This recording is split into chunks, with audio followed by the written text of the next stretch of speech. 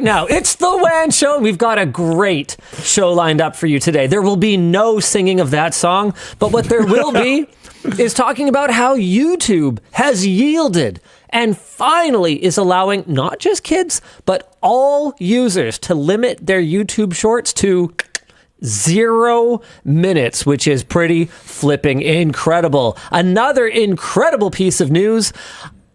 I don't know if this really falls in with our positive news WAN Show thing that we've got going on for the month of April, but it's certainly hilarious. Struggling shoe retailer Allbirds has made a bizarre pivot from shoes to AI, which has caused their stock to absolutely explode in value. I don't know if that's a good news WAN Show topic. It's funny. Fair enough. Good enough. Fair enough. California bill would require long-term support for server-connected games. Cool. That's freaking awesome. At least it seems on the surface. Yeah. Other than that, I don't know. I'm going to go with this one. DaVinci Resolve 21 is now a Lightroom alternative with raw editing, tethering, masking, and more, which is great because it's free. This is so cool. That's great.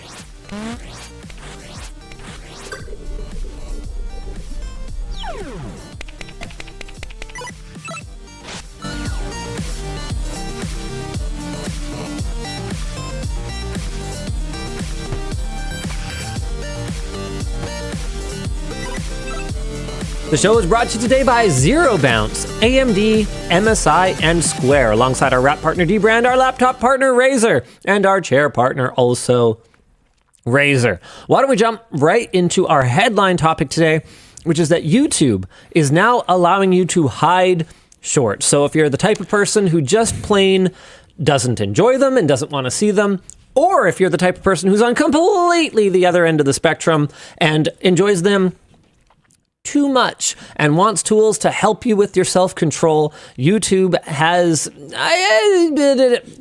is moving in the right direction. Yeah, because I don't think what they're doing hides shorts. I think saying it hides shorts is actually just incorrect, is it not? So it seems a little complicated. I haven't done it. Depending on the coverage I've seen of it, either it sounds like shorts will still appear within the interface, but they will be treated like regular videos rather than just allowing you to swipe endlessly through them. I have a hard time believing that too. Or it sounds like if you set it to 0 minutes and then actually fully like close the app and reopen it, they should just be gone. Maybe people didn't reload their app. So what I'm thinking is, hey, it. Let's do it live. Yeah. So I like it. Let's pop over onto here. I'm going to fire up my YouTube app. I've got, okay, cool. I'm on my account with Premium here. So instructions, where do I go? I go into... Show the camera a little bit more. Yeah, well, I'm trying to be careful just in case something incriminating comes up. That makes sense. Linus watches Spider-Man and Elsa content. What does it play? How did you know? Can't show that to the camera. Okay, you might have to actually find instructions because I thought this would be really straightforward. I don't actually see it. I'm gonna purchase as a memberships guy. Oh, time management. There should be a shorts feed limit menu. Okay, I got it. So I'm here in time management, and then all I got to do is go to my daily limits, shorts feed limit, and mine is still 15 minutes. Well, what the crap? Okay, I'm going to close the app. Do you need to update the app maybe? I mean, this wouldn't be the first time that I've run into issues where foldable devices do not necessarily get the best version of the app. Let me get it installed just in case. Daily limits. Nope. All right. Well, good news, everyone. As long as you're not me, then you may have the option to limit your shorts to 0 minutes. Wow. That blows. Okay, how's it going for chat? I'm updating and checking mine. Rocketman619 says, I'm doing it on mine. I don't see the option either. Nullifier says, isn't there on my Graphene Pixel. Crystal's got it, though. Says, okay. Mine is at 0. So how does it behave, though? Headline says, not me on latest iOS. I don't have the option. It worked for me, says Blake Mavericks on a Pixel 10 Pro XL. So it looks like it depends. So a lot of people are speculating that this might be a regional update, but I suspect less than being regional, it's probably just a slow rollout, because when you operate at the kind of scale that Google does, You do percentage rollouts. you for sure. do not roll something out to 100% of users all at once, because you never know what something might break, and it's way better to break 3% of your users, then 10% of them, then 20% of them, versus just immediately breaking 100% of them. It gives you a lot more flexibility to stop the slow roll that you're doing versus like trying to take C's back C's, a catastrophic global rollout. So unfortunately, we don't get to try it today, unless, of course, Luke's works. Nope. It did not. Nope. Dan? Did you try it? Oh, yeah. Oh, you got your phone right there. Yeah. All right, cool. He's mute today, I suppose. No, it's not working. Dan doesn't talk anymore. All the No, way you know over what? I here. like it better this way. No, forget it. No, I'm good. Oh, No, I'm... Why did you Flag me when it attack doesn't him? know. Yeah, why did you lash out at him? All right, thanks, Dan. I think he's saying he has too many buttons, and he just accidentally pressed the wrong button because he has too many buttons. There's so many things to do. All right. Yeah. Well, either way, I look forward to this being rolled out to me, because I just don't want to see many shorts. And If look, it actually works, I look forward to it as well. while I don't necessarily know how useful this is going to be for people who find themselves quite addicted to doom scrolling and quite addicted to shorts, because I don't know if you've ever set a time limit on an app in your phone, how easy it is It's too just easy say, to bypass. add That's more why time. I just uninstalled them now. I also found that was the only thing that worked for me. It worked for a long time because I just didn't do the bypass. And then I think I was using YouTube for work reasons and bypassed the timer. And then you get the brain worm of like, that was easy. It didn't hurt at all. And then it's like, oh no, they just have to be uninstalled now. You know what was really nice for me? Do you remember did we talk about it on WAN Show, how Reddit got rid of r/all?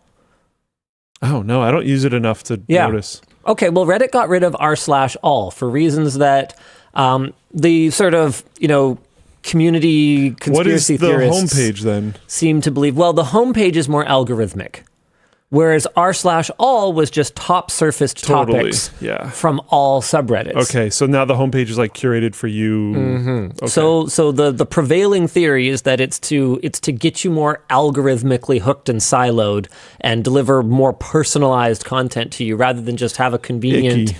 no sign-in required spot that you can go and just check what the top upvoted stuff is today. And it has actually been a blessing in disguise, because I was spending a little bit too much time just like browsing stuff on Reddit, and them removing r/all has pretty much completely killed my habit. Nobody tell them. Yeah, I'm actually very, very thankful. Don't tell them. Good job, Reddit. I have Don't tell them. probably cut my time on your site by about 90%, because I'll just check on, what's going on in our most relevant subreddit. I also quite like Wall Street Bets, just because I find their attitude delightful. Yeah. I enjoy a good loss porn as much as anybody else does. Is And this then that's loss? about it. Is this loss? It can be. Sometimes it is. I'll check like the LTT subreddit, see how Lucas's posts are doing. See what people's comments on them are. Hey, why don't we jump right into that? Sure. In yet another, what is becoming a common LTT Labs win, Yeah.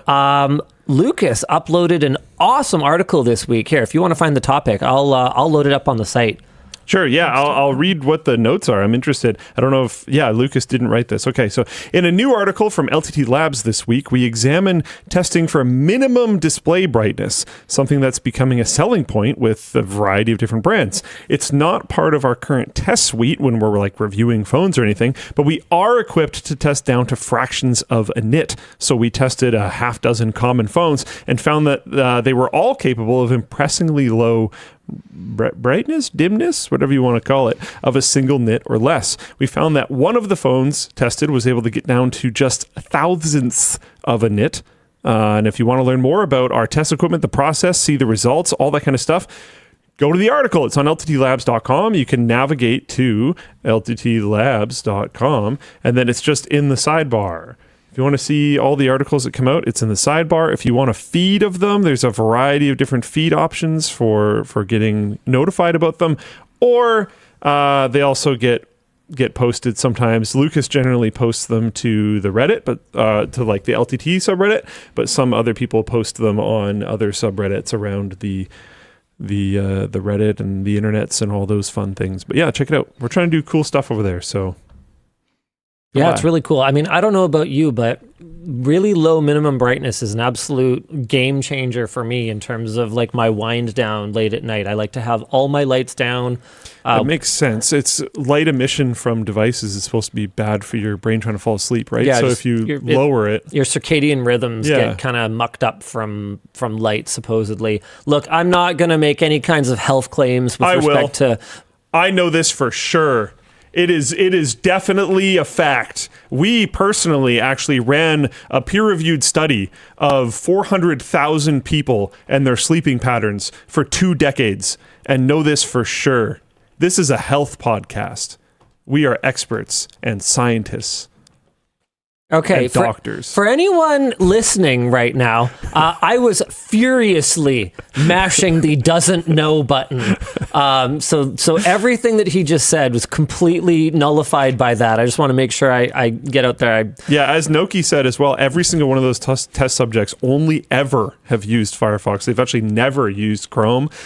Never used Edge. They would install Firefox off of like USB drives. Okay, they might not executable use Edge, but do they Edge? When using Firefox, yes. Okay. Mm-hmm. That makes sense. Mm-hmm. Using Firefox can be very exciting. Yes. Anywho, was that it for that topic? I think so. We're just kind of pointing people there. Dude, we're kind of we can talk about the article if we want, but I also think it's just like, go give it a read. Yeah, go give it a read. Okay, I'll spoil one thing. With a certain combination of settings, it was the latest iPhone that was able to reach 1,000th of a nit. And actually, I learned something reading that article because I already knew about some of the tweaks that you can use to push the display brightness even lower, but I didn't know about all of them. And so one of mine and Yvonne's like wind down is we'll sit and play wordscapes in bed sometimes. And honestly, it doesn't work for me as well as it does for her. But like if we play wordscapes in bed, she's usually snoring within about like 4 minutes afterwards. So we'll sit and we'll play like a few rounds of wordscapes, and having it any higher than absolute minimum. She's on an iPhone right now, and then also turning down the like white point. There's like a white point setting in accessibility. It's just a stupid word jumble. Okay. Thing. Yeah. It has really obnoxious ads. I'm not recommending it. I play every once in a while. We'll dabble with. We use one phone and collaboratively play the New York Times games, like Wordle and all that kind of stuff. Crystal apparently tested the time limit. New time limit doesn't hide them, just gives you a limit that you can immediately bypass. Yeah, so I'm just not going to have the app installed still. Well, I guess because it's like a Google device, it's still installed, but it's disabled. Here, let's see. Okay, so there's a short. If I click it, you've reached your limit. So when you go to scroll, it says you've reached your limit, and there's just a big glowing button you can press to watch them anyways? Yeah, so they didn't do jack. That is useless. But it's good news, WAN Show. So on to more things. And you can also just not have it installed. All right. So that works. Cool. Oh, hooray. Wait. Talon says, no, it actually worked for me. It's not showing shorts. Inconsistent. Okay, Talon. Crystal, can you close the app and restart it? Potentially even restart your entire phone? And yeah, no, hold on. Hunter Doss says my app shows no shorts. Interesting. Because not showing the short would be enough. Yeah, that would be huge. Great. Yeah, if it's not like just enticing you, Yeah. Okay, mine shows 0 shorts. There's a number of people saying that it shows 0 shorts. I am choosing to be cautiously optimistic. I like it. Not because I think Google suddenly developed a conscience, but because I think that the recent ruling determining that they had created their apps intentionally in a way that harms the development of minors. We talked about that either 1 or 2 weeks ago, maybe pushing them to swing the pendulum back the other way a little bit in terms of how aggressively attention-sucking their app design is. And, we should be encouraging of anything they do in this direction, yes, no matter what incentivizes them to ultimately move this way. Yeah. If it behaves the way it did in Crystal Screen Capture, then I don't care about it at all. But if it isn't showing shorts, then that's fantastic. And if you click a link to a short and it opens up in the YouTube chat, in the YouTube app, and then you decide to scroll, I don't know, whatever. If it then warns you hey, you're out of time, you set your time limit to 0, and you decide to bypass, at that point in time, you've done so many things to go around the setting. At a certain point, fine. We have to be accountable for our choices. Yeah, exactly. So I don't expect them to go way above and beyond. But if you say, hey, I don't want shorts, it shouldn't advertise them to you. It should actually stop there. In other good news, it removes it from the main feed, but you can see it in a creator's channel if you go there. I think that's fair. That's also fine. I think that's fine. Yeah. In other good news, DaVinci Resolve 21 is now a Lightroom alternative. Raw editing, cool. Tethering, masking, and more. Blackmagic Design announced this at NAB 2026, and the biggest surprise is the dedicated photo page that turns Hollywood's go-to color grading suite into a direct Lightroom competitor. The update supports RAW files from Canon, Sony, Nikon, and Fujifilm, and brings Resolve's node-based color tools to still images for the first time. The photo tool includes album management with ratings and filters, AI Magic Mask for one-click subject selection, AI Ultra Sharpen for upscaling, tethered shooting with Sony and Canon cameras, and the ability to import existing Lightroom catalogs. Most of the photo page features are included in the free version. Only AI Magic Mask and Film Look Creator require the $295 one-time studio upgrade. One time, dude. That's so good. One time is no problem. Blackmagic, dude. They don't do everything right. But they're pretty based while they do some things wrong and most things right. And that's okay. And that's okay. And they've been winning with DaVinci for a long time. I've had a number of conversations with people in the video creative space that are talking about how and I think I've talked about this on WAN Show a couple times, but the kids coming out of school are all using DaVinci. Oh, yeah. So the industry's shifting. Oh, yeah. Pretty heavily right now. And why shouldn't they? For context here, Adobe charges $10 a month for Lightroom, which adds up to $120 a year with no end in sight. And that's just Lightroom. And with the way that Adobe's going, no realistic future where that's going to become cheaper rather than more expensive. DaVinci Resolve's free version now covers most of what Lightroom does, and the full studio license is a one-time purchase that never expires. For hybrid photo and video shooters, having everything in one app with matching color tools across stills and footage is a genuine workflow game changer. And I'm almost afraid to say it, but it feels like finally we're getting to the point where maybe Adobe is going to have to start to acknowledge that they have competition. Do I go to our production team and basically say okay, hey, are we getting close now? I have asked. It was almost 5 years ago, I think, that I did that video where the thumbnail is me holding out all the money, and I'm I pay $10,000 a month to Adobe. Dude, yeah, if I remember correctly, it's more than a full-time employee you're paying to Adobe a year. Oh, yeah. Yeah. And it's not I'm getting a full-time employee's worth of attention from Adobe, that's for sure. Hold on, let me see if I can find this. Linus Adobe. Yeah. Here it is. And you can see how many people this message resonated with. Like 4.7 million views. Why do I pay Adobe 10,000? Oh, was it a year back then? Yeah. I'm pretty sure you spend a lot more than that. It's a lot more than that now. Sorry, it's not $100,000 a year, but I think is it closer to like 60 now or something like that? I think it's around there or above. I don't remember. When we did How Does LMG Spend Money, I remember it being either number 1 or number 2. For the software solutions that we pay the most for right now. Very highly up there. Yeah, freaking, and that's US dollars if I recall correctly. So it's pretty yucky. The number I've seen might be CAD. Okay, so that would be like a 40% uplift on yours. Yeah. Either way, it's a butt ton. It's crazy. It's a ton that's so big, I don't even know if it would fit in your butt anymore. It's a greater than butt. Depends ton. the denomination, I think. Oh, yeah, right. That would make a big difference. $100 bills would be a much bigger butt ton than fives. Mm-hmm. Anyway, Metric or Imperial asks the chat. Not the point. The point is, I'm always going to root for a disruptor coming in and making life more difficult for a monopoly or a de facto monopoly, especially one that I frankly feel has abused their position.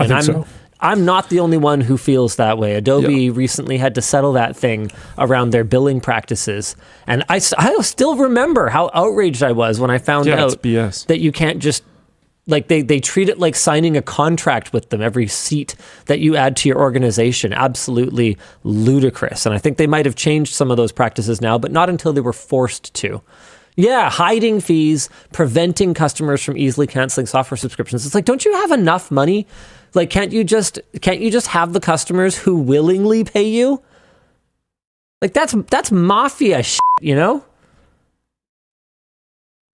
I'm getting the number. Oh, it doesn't matter that much. It's fine. It's more than 10,000, less than 100,000. I think that's a fine enough sort of nebulous spot to leave it. Sure. All right. We're still moving. What are we doing? That just says headline topic, Dan. We finished the headline topic like 15 minutes ago. He's gonna put up 2 more topics. He's just gonna make us You guys can't see it, but he just put up a sign that just raw says more topics.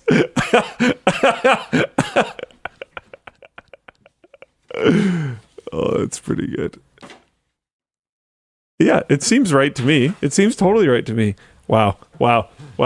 Forget it. I don't even want your cue cards. I'm over it. I think they're very informative. Let's talk about a California bill that would require long-term support for server-connected games.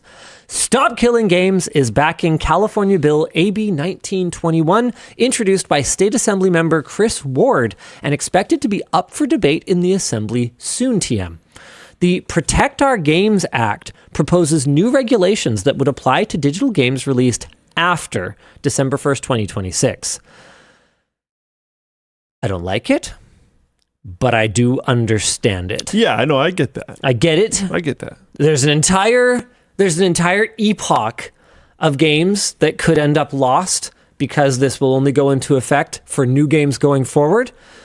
But I understand why you can't just change the rules midstream after companies have already... This will still be changing the rules midstream for some people. Yes, but I get it. At least they get a little bit of a heads up. Under the Act, digital game operators would be required to provide 60 days notice before they shut down any services or servers that are necessary for the ordinary use of the game. They must provide details about which features will stop working. They must explain how the user can continue to play the game after the shutdown and warn of any security issues that might arise from the shutdown. Notice would need to be provided both in-game and on the operator's website. And as originally written, the game operator would also have been required to cease sales and distribution of the game at the 60-day notice, but this has since been changed to the shutdown date as the bill has worked its way through reviews, which I think I kind of get, because if for whatever reason you're still able to use it in some way afterward, then if I was like, oh, that sounds pretty good, I want to buy it, I wouldn't want to be prevented from doing that. That it should be my choice if I want to buy it or not. Sure. I could see making a warning mandatory. Hey, this game is shutting down on this day. These are going to be the changes. But just telling me I'm not allowed to buy it, I mean, that seems like it's punishing me. I can even think of certain games like Titanfall 2.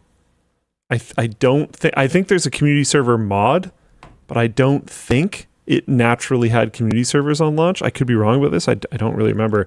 But it costs like $4 now when it's on sale, and it's like always on sale. And I would highly recommend people buy it for the single player. And if the multiplayer doesn't work, like whatever, like it's still worth buying the game. So like, yeah, as long as there's some flag, like, by the way, the multiplayer doesn't work anymore.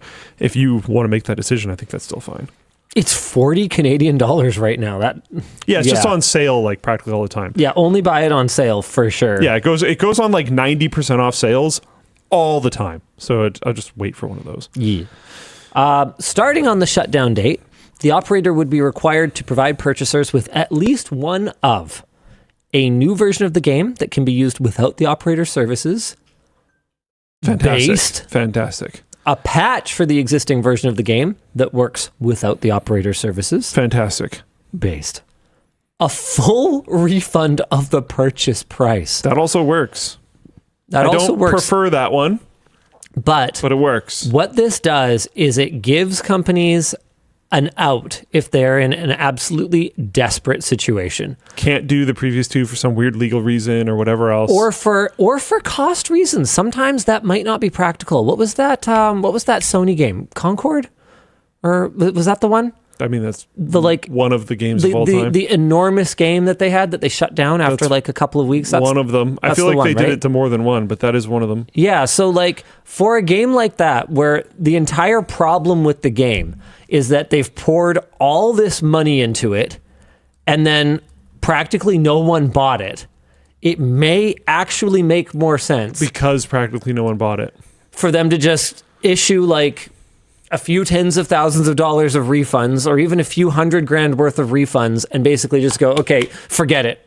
We put this in the dustbin of history. But in that case, we're talking about a game where there's not going to be nearly the same degree of like loss of shared experience and loss of gaming history necessarily compared to something that people played for many, many, many years and then just, is turned off and can no longer be accessed. Yeah, because there is still loss, but not the same scale, I guess. It's scale of loss. Importance. Importance. Yeah. And so having that pull cord that they can basically just go, okay, for whatever reason, we cannot do this.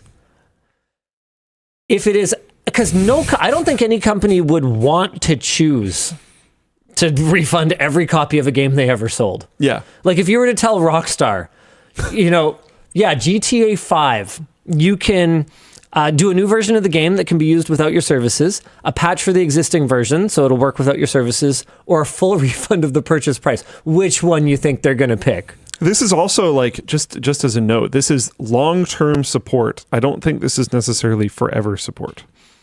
Of course, there are exceptions. These new rules would not apply to subscription-based services that are clearly advertised as only offering access to a game for the duration of the subscription. So something like WoW would not be covered by this. MMOs in general. It does not apply to free games. And this is where things get a little bit hazy for me, because if you've spent $300 on, say, for example, League skins. Sure, one skin, okay. Yeah. Is that a free game? Yeah, exactly. Yeah, a lot of free games people spend more money on than paid games. Yeah. So I'd be interested, as this makes its way through the drafting process, I would be interested to see how they're going to tackle that. And then the third one is that games that the seller can't revoke access to after the sale. Games that the seller can't revoke access to after the... I'm not quite sure what that means, but the first two were pretty clear. I don't know what that means for games that require server connected. Yeah. Okay, so maybe that's just for games where it wouldn't be relevant. In other Stop Killing Games news, the EU Parliament held an introductory hearing yesterday on the European Citizens Initiative Stop Destroying Video Games. Organizers were able to present their initiative to Parliament, but a parliamentary response is not expected to come before July. You can find video of the hearing on the European Parliament YouTube channel. This is far more momentum than I expected Stop Killing Games to get. Yeah, oh yeah. I'm impressed. Yeah. On the one hand, you know, maybe my pessimism was partly rooted in a belief that there are really important other things that the world kind of needs to deal with other than like video games and stuff. And maybe I just, even though it's something that's very near and dear to me, I expected, you know, stuffy octogenarian lawmakers to just look at the whole games thing as just video games and not care about it. But then on the other hand, there's enormous amounts of money at play. There's a lot of money at play. Art is important, and I think there's different people that do different things. There's different people that have different expertise, and you can do more than one thing at once. Yeah. Noki says, and all it took was for one guy to speak out against the movement. That's what popularized it. I don't think it's that simple, although it did definitely... I do think it had a pretty big impact. It definitely did shine a lot of light on the movement. Speaking of big impact, against your will, I got the numbers. Oh, okay. So it's before tax, $62,000 for Creative Cloud. Just Creative Cloud, and before tax. And then before tax, just for Adobe Acrobat Pro, it's $4,500. So why the do we need Adobe Acrobat Pro? And why do we need $4,500 worth of it per year? Who's doing PDFs? I know we get PDFs signed. I'm anti-PDF files. Both of them. Hey, yeah, me too. That shouldn't be a controversial statement. We do get PDFs signed though. I think it's very convenient to have like the cloud version of PDF signs. Okay. Is it convenient enough to be $4,500 a year? I don't know. I don't know what people use them for. I don't use it. I mean, if it's an alternative to like fax, then I suppose. I haven't used Adobe Acrobat in a long time. Very long time. Okay. I've recently been using OnlyOffice. It's pretty easy. Right. Seems fine. It's free. Is that website where you just go and it's pictures of people in suits? Mm-hmm. No, it seems to be like... That was Canadian dollars, by the way. The like Linux Bro open source thing that isn't LibreOffice. There's like both of those exist. People in chat are saying LibreOffice. Someone said some other thing up above. I don't know where I saw it. I don't remember what it was called. But there's lots of options for PDFs. You can sign PDFs with the free version. I think people at work have, PDF-Exchange. I've never heard of that, but a few people are saying that. I don't know why we have the Pro one. I suspect it's for you can email someone the link and then they can sign it digitally in their browser and it gets like receipts for everything in both directions and stuff. And it's just, I will admit, it's very professional. I would have to guess that that's probably the business team that uses that, or accounting. Business, accounting, HR sense. for like getting people hired and signing employee contracts and stuff like that. Yeah, $4,500 to like seem professional to people that you do outreach to in those contexts probably. It might matter. Probably, maybe, possibly makes sense. I suspect one of the reasons why it might be so expensive is we probably have a bunch of dead subscriptions.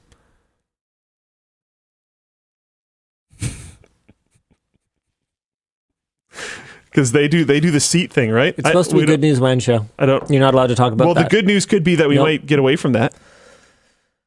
Hey, you might maybe possibly save money. That's a reach. Good news. That's a reach, Luke. Good news. It's a reach. Good news, everyone. In other good news, okay, Dan, I apologize for what I did before. Can I please have them back? Thank you. All right, we're supposed to do the CW announcement. This week, we've got... Oh, Lordy, I scrolled too far. We're hiring. We've got a few open roles on our site, including a junior fashion designer and a purchasing manager, both for Creator Warehouse, as well as a contract role in inventory and warehouse management based out of Atlanta, Georgia. If you think you'd be a good fit for these roles, we want to hear from you. Head over to linusmediagroup.com/careers to apply. Yay! This week's product launch has the variety and has quite the... you know what? This week's product launch is pretty exciting for me personally. This is something pretty different from what we've done in the past. If you love motorsports, the Moto Tee is for you. I'm going to fire up. What are you doing over there? Are you shopping for Adobe subscriptions? I saw those Adobe subscriptions. You're supposed to be going to LTTStore. Oh. This show is such a disaster. Oh, look, it's really cool.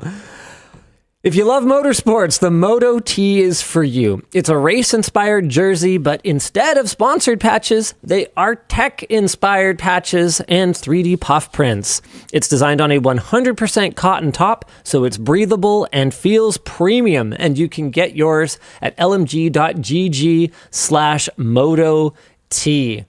Very, very different kind of design from what we've done in the past. Super cool. The pink and green is obviously inspired by the old Lambo color scheme. Isn't that cool? That's a cool photo, yeah. I know, right? Of course, you should never ride your motorcycle without a layer over top of a cotton tee or long sleeve like this. But hey, you can still look the part when you are not actually on your bike. That's a great shot. Is that just actually her bike? Did they actually bring Natalie's bike into the studio? It looks like maybe. Oh my gosh. That's pretty sick. Cool. Okay. Next up is that's a great shot. Sweet. Next up is the shirt that Luke is wearing. If you're a frequent viewer of the WAN Show, you might recognize this character. Sir Ability Toucan. Oh, wow. He's everywhere. He disappears whenever something really ridiculous happens and I can't anymore, or I lose my ability to can. He's super cute. It's bleach printed, so it has kind of this vintage washed look and is very crack resistant. And you can get yours at lmg.gg/Ability Toucan. Do you want to show the back of it? Luke's actually wearing this shirt right now. There you go. Missing. Sir Ability Toucan. It's a bird. Don't worry about it. It's more of just like a WAN Show inside joke, but it's also kind of a cute, fun shirt design. Pay Linus for making puns? Pretty much. I mean, yeah. I mean, it wouldn't be the first time. Last but not least, for those who just want something basic, we have our blank baseball cap. It's the same design as our LTT hat. It's adjustable, doesn't have the top smarty or button, whatever you want to call it. He's gonna bring it up. He's working on it. There we go. No. Is it missing? lmg.gg/blank cap. Oh, there we go. It's adjustable and it's in medium and large sizes. It doesn't have the top smarty, so if you ever bump it on anything, you won't have that to deal with. It's really comfortable and is now available in black and kangaroo. You can shop now at lmg.gg/blank cap. And this is one of yet another products that is coming into the LTT store with Creator Warehouse branding that could ultimately, hey, if you're another creator out there and you're looking for branded apparel opportunities, be rebranded to something else. Ooh, interesting. Ooh, wow. Anywho, if you're looking for a good reason to send in an order to LTT Store, as always, the best way to do so is to when we're live. Oh man, my brain is so fried today. When we're live, go to the store, go to a product, find the one you want, click add to cart, then this little thing will show up. This is the easiest way to do it, but you could also just click on this. And then this box will be here, probably looking like that. And you can click this little checkbox and be like, oh, I want to say something. And you can make your name anonymous or not. And then you can be like, whoa, car shirt, cool, thanks, man, smiley face, and then change your color because you feel like doing that. Opt in for email communications because you're like, By the way, where my order screwdriver no show up, please help, thanks. And then the customer support people can message you because you did this thing, and then you check out, and then it shows up on the stream. Thanks. All right, it goes to producer Dan, who will either show it up on the stream or reply to it, or he will curate it for me and Luke to respond to. We feel this is way better than just people throwing their money at their screen and then hoping something good will happen. We like you to get high quality merchandise in the mail instead, or in addition to. Dan, do you want to show them what a curated checkout message looks like? Did I call it a merch message? Yeah, I know you're not saying anything because you're in the same room as me, Dan. Am I allowed to say things yet? Yes, of course. Fine. I'm kidding. Hey, LLD, but mostly Luke. Everyone else can answer, I guess. What is your favorite version of boy kibble? Simple carb plus high protein, other than just chicken and rice. Oh, well. Fine. It's already Actual kibble. I know people that go cheap. really hard. They'll make like ground beef mixed with like egg and maybe some spice, and that'll be like the predominant portion of their meals for a week. They'll just make one big trough of like meat. Something I've been going for lately is sticking with the chicken, or potentially having steak instead, but try to make that more rare, I find. Oh, and then, right. Cook it less. Oh my God! I didn't mean that, but don't overcook it either. Whatever you do, don't make the chicken rare. Guy. Yeah, I don't do that. But then I've been mixing the other things up. So go for like a sweet potato instead of rice, or instead of broccoli, do like cauliflower or spinach or kale or something else, and just keep changing things up a little bit. I have heard that if you just eat the same thing all the time and it's really boring, that it can act as an appetite suppressant. So if you're trying to lose weight, maybe that works. Maybe it doesn't. I don't know. Contrary to what I said earlier in the show, not a scientist, not a doctor. But yeah, I've been mixing up the carbs that are included, basically, but keeping the proteins pretty basic. Yeah.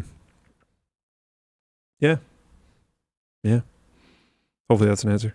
Nicholas Cage in Floatplane chat asked us to make the hat that Jay wears in Jay and Silent Bob. It's a baseball cap without a brim, and literally no one sells one. Sell me one. Are you sure? Are you sure we need this? Wait, really? There's no brim? Yeah, I never noticed it.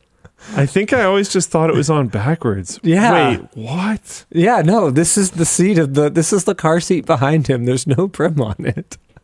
How did I never notice that? Oh my God. That's just a beanie, say people. I thought this is what Americans call a beanie.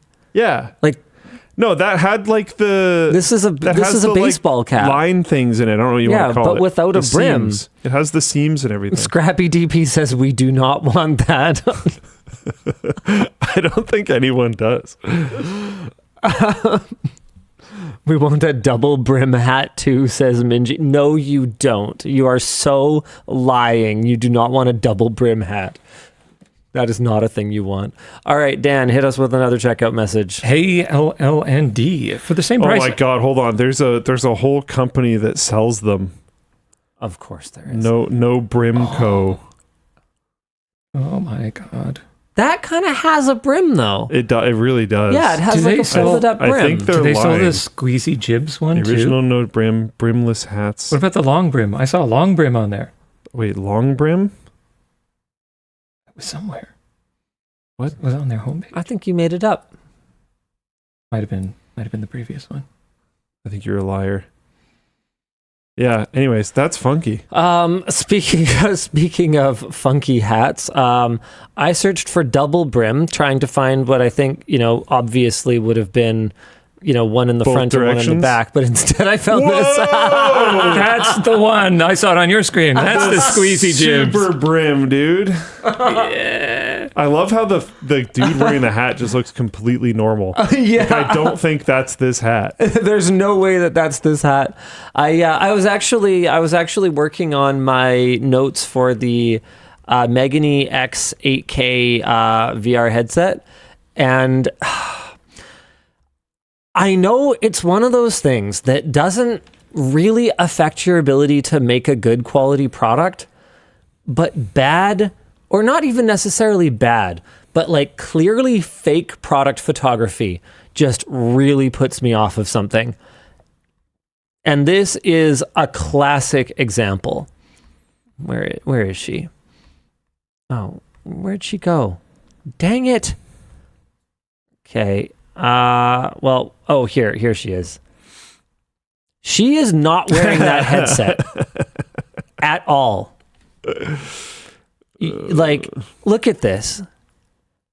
This is the... Somebody tried a little bit, though. This is the fakest. She's not wearing the headset. This is not even a picture. This is a render of the headset on her face, and it gets worse. They put a little shadow on there. It gets worse. Oh, no. Here it is.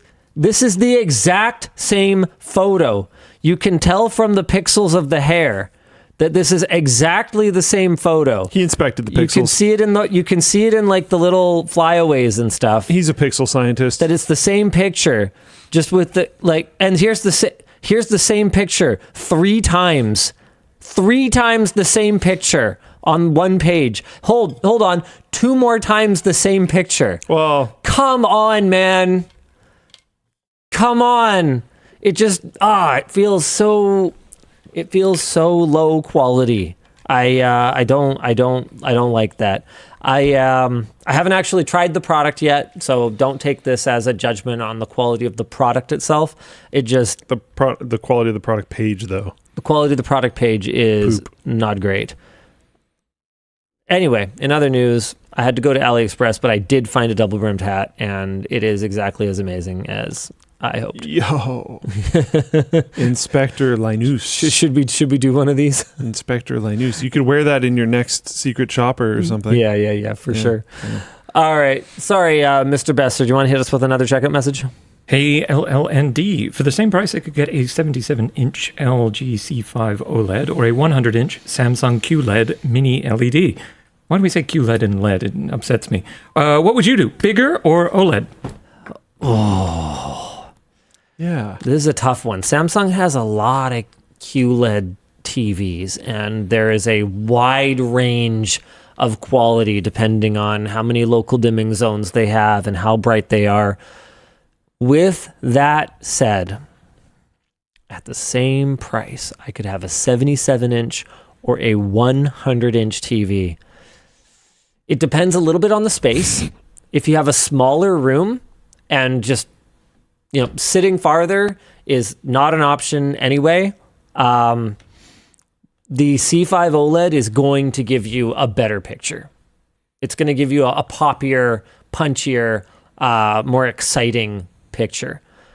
However, if you're in a large space and you want to have a big group, the bigger the TV, the wider you can spread your couches and chairs, the more you can have people kind of spread out and eating snacks over there and whatever, the more people you can kind of gather around it. And even if you have a smaller room, the more immersive the image is going to feel. If it was me, and I guess it is, I would choose the larger display over the OLED. In my theater room, I could have, if I really wanted, a 97-inch OLED. I have chosen not to. Instead, I have a 115-inch mini LED. So that's what I would choose. However, if for whatever reason the size of my display was constrained, then it would be hard for me to say no to an OLED. At least that's the case today with RGB backlighting coming. That's the one I'm more excited about. But it sounds like you're getting a deal on a last-gen TV, so that's not going to be necessarily relevant to your purchasing decision anyway. I hope that helped. I didn't really give you an answer, but cool. What would you do? You'd do smaller OLED, I would think, right? Probably. That's what you did. Yeah. Yeah, so it's not even hypothetical. I went bigger TV, he went smaller OLED. I also have less viewing distance, I guess. Like, it's one of those, like, you know, shotgun apartment hallway room things. And you just have, like, standard couch position, standard TV position. The throw distance is really not that crazy high, so I'd rather just a way better picture. 100-inch would be a little bit ridiculous at that seating distance. I think so. Yeah. So I'd rather just have a better picture. Genesis 8925 says, if money wasn't a problem, projector. But man, I have a really hard time getting behind that. Like the wife acceptance factor of a projector, it just, from my experience, seems to be much smaller. And I don't know what it is, but it's like, They don't look good. yeah, I mean, they can, but there's so many other things you have to align that the wife acceptance factor starts to decay. Yeah. And then the second someone gets up to go get popcorn in the middle of the thing and they interrupt the image, or you have to tell your young kids, hey, that's a laser projector, don't look into the lens. And, you know, there's like eye safety concerns, and then you accidentally leave a door open, and so there's like a weird kind of like bright spot across half of it where the shadow of the couch covers it. Like, it's just, it's not as friendly. And there's something just kind of intuitive about the TV being the thing you like press a button on in an emergency if you forget, versus like going to the back of the room and like pressing a thing on the ceiling if the remote has the batteries dead or whatever. Like, there's just so many little things about a projector that are more, you know, bearded dude and less family friendly. No offense, Dan. I painted my wall. Just the entire wall is gray. You've seen it. Yeah. There's no white factor there. Wow. You also can't go anywhere near it or put anything in front of it or touch it ever, or it's ruined. Yeah. Get a TV. Yeah. That's what I'm talking about. Get an OLED. She'll like the colors. Yeah. Yeah, she probably won't care. Put she a likes the potted plant colors. in front of it. Okay. All right. She likes the colors. Okay. Mine doesn't care. It's whatever is in the most. I know exactly where he's going. She will be in the family room where there is an OLED TV. And she'll be like doing yoga on a mat or something. And she will be watching on her phone. And I'm just like, really?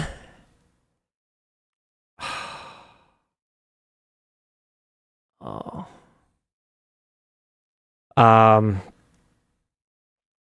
Anyway. Let's talk about Apple launching That is actually where I thought that was going. Apple Education. After giving up significant education sector ground in recent years, decades, says our notes, Apple appears to be making a new push to engage potential users as early as possible with Apple Education. A redesigned landing page highlights the benefits of various Apple hardware and software for lifelong learning, starting with low-cost iPads and MacBook Neos and Airs for the K-12 crowd, and then moves up through the product line for college and postgraduate studies with all the essential productivity and specialty apps for your field.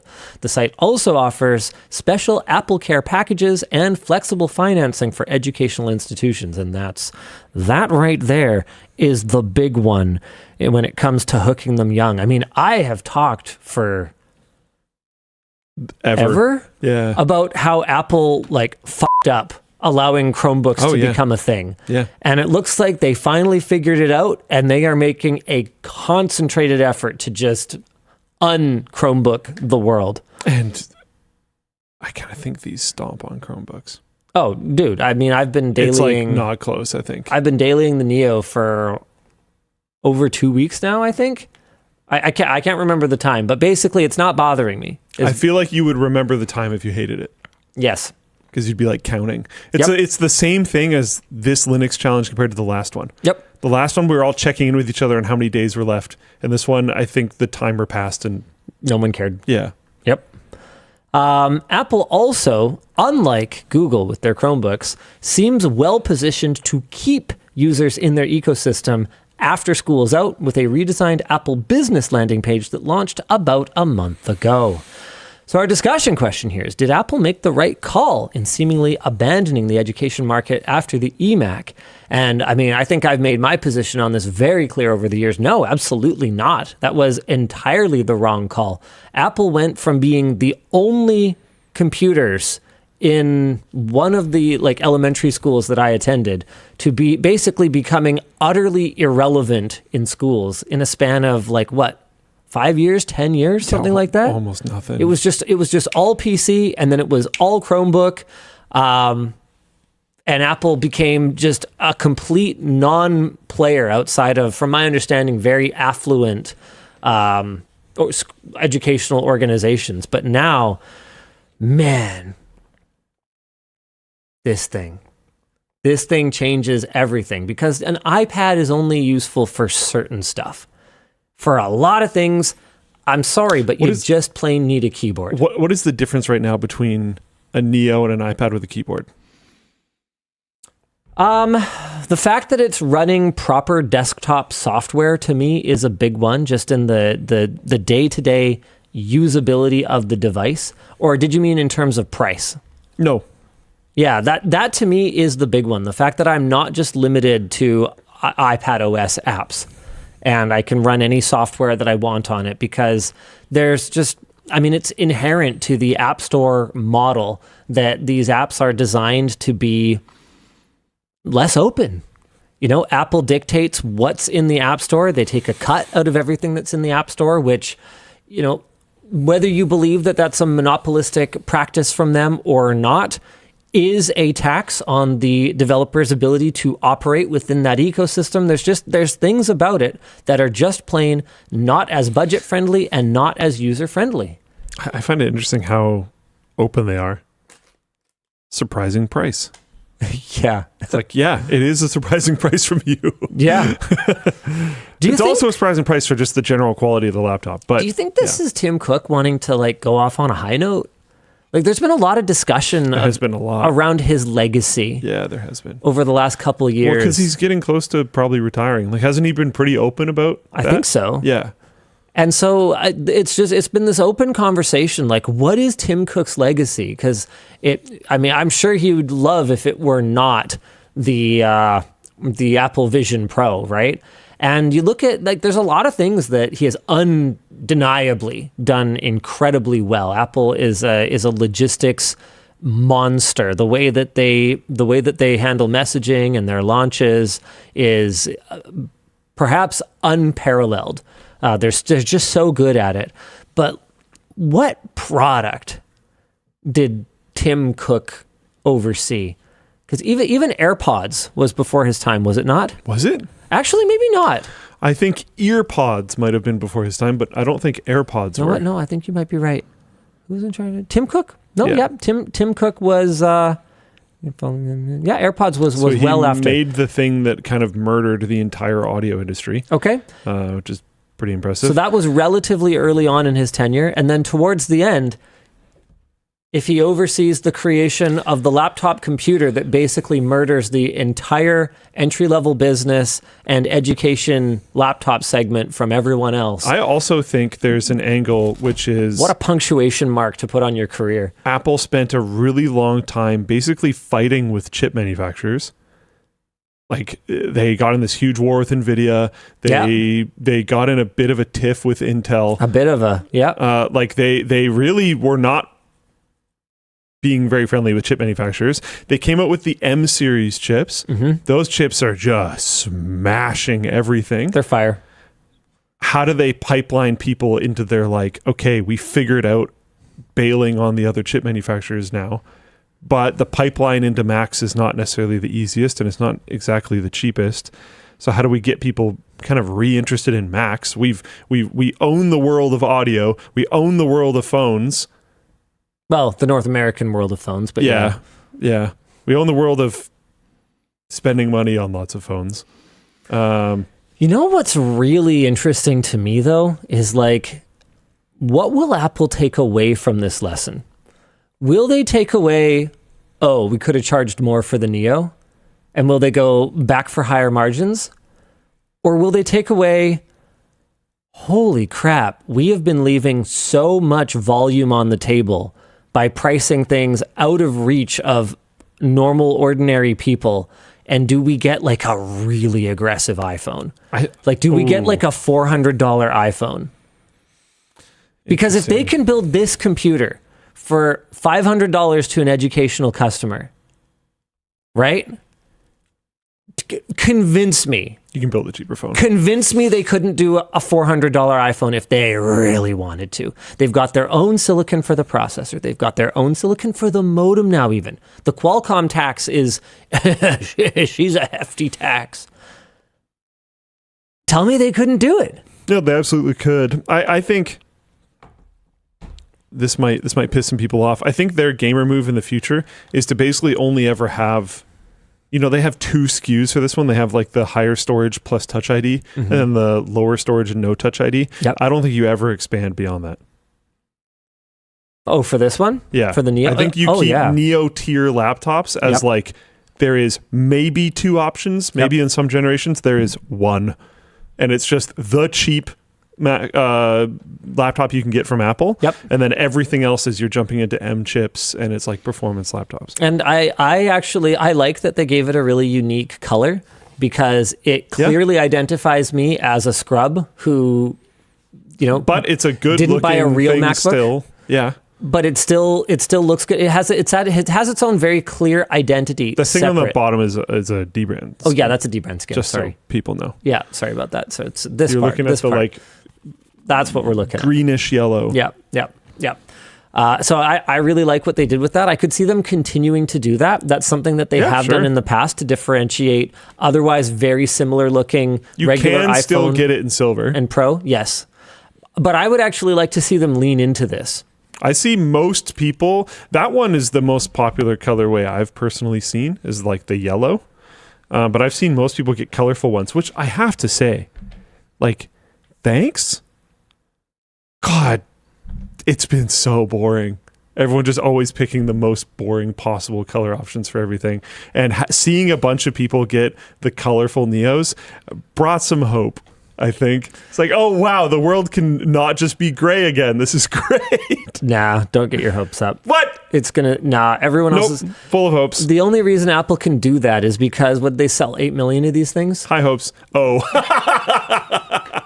So Apple. So all the other ones are sold out, so you just had to buy it. Well, no, I just mean Apple can afford to do a gray one and a yellow one. Oh no, I mean people's selection. Oh sure, I just mean but Apple's the only one who has the volume to gamble and do a color. Sure. Because they can, even if the color bombs and only 1 in 10 customers selects the color one, then they're still going to sell 800,000 of them. Yeah. So they're fine.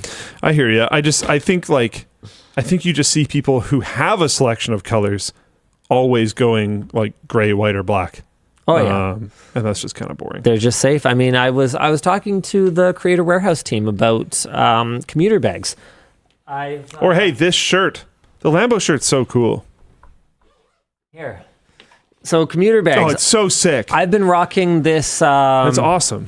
Kind of like olive, like tactical green one for a little while that I really like. Yeah, and we were talking about, what would a future look like where we have like a range of colors of bags, and we were talking through what the minimum order quantities are for each of these colors with fabric sourcing and factory time. And one of the things that Dave brought up is that we have access to industry trend data and sales data, and basically it becomes kind of like a self-perpetuating cycle. Yep. Because the only thing that actually sells is black and gray, and then that's the only thing anybody makes. So then it's the only thing that anybody sells, and it's a huge financial risk unless you're Apple. That's why I'm saying I just appreciate that people are not just buying just the silver one. Is like, the more you make it so that people don't just buy only ever just the black one, it's like, oh, sweet. Okay. We can like actually have more colors of things in the world again. And like, okay, Oruk in Floatplane chat says, I would totally get a pink backpack, but it's tough The problem is we'd because sell like 10 of them.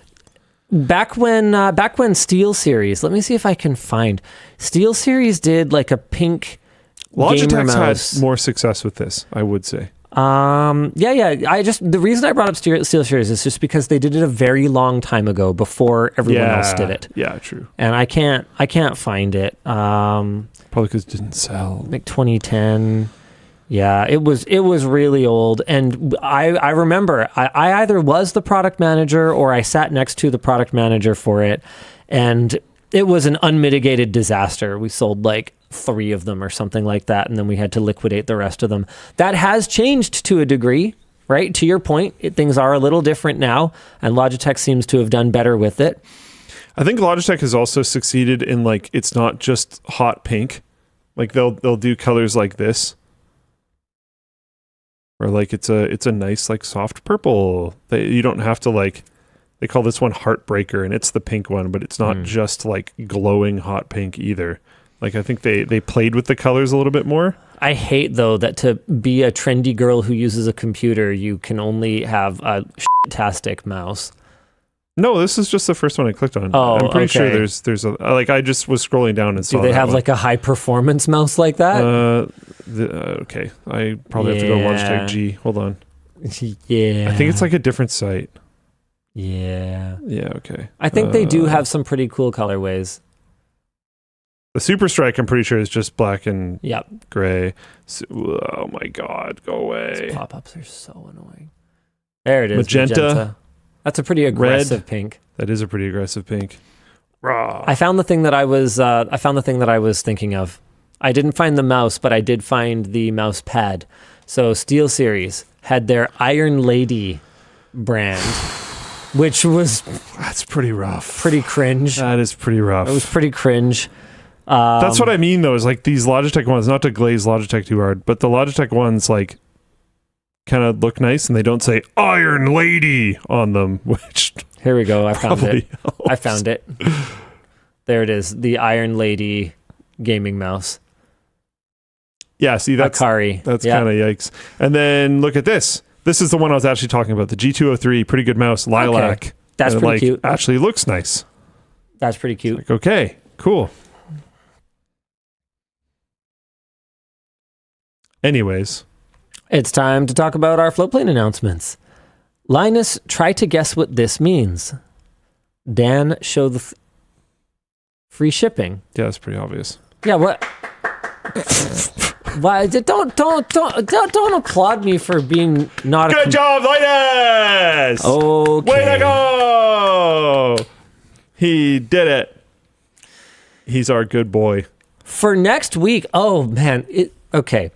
How ridiculous is it that like a few months ago, I was talking to the Creator Warehouse team and we were discussing like our sale calendar for the year.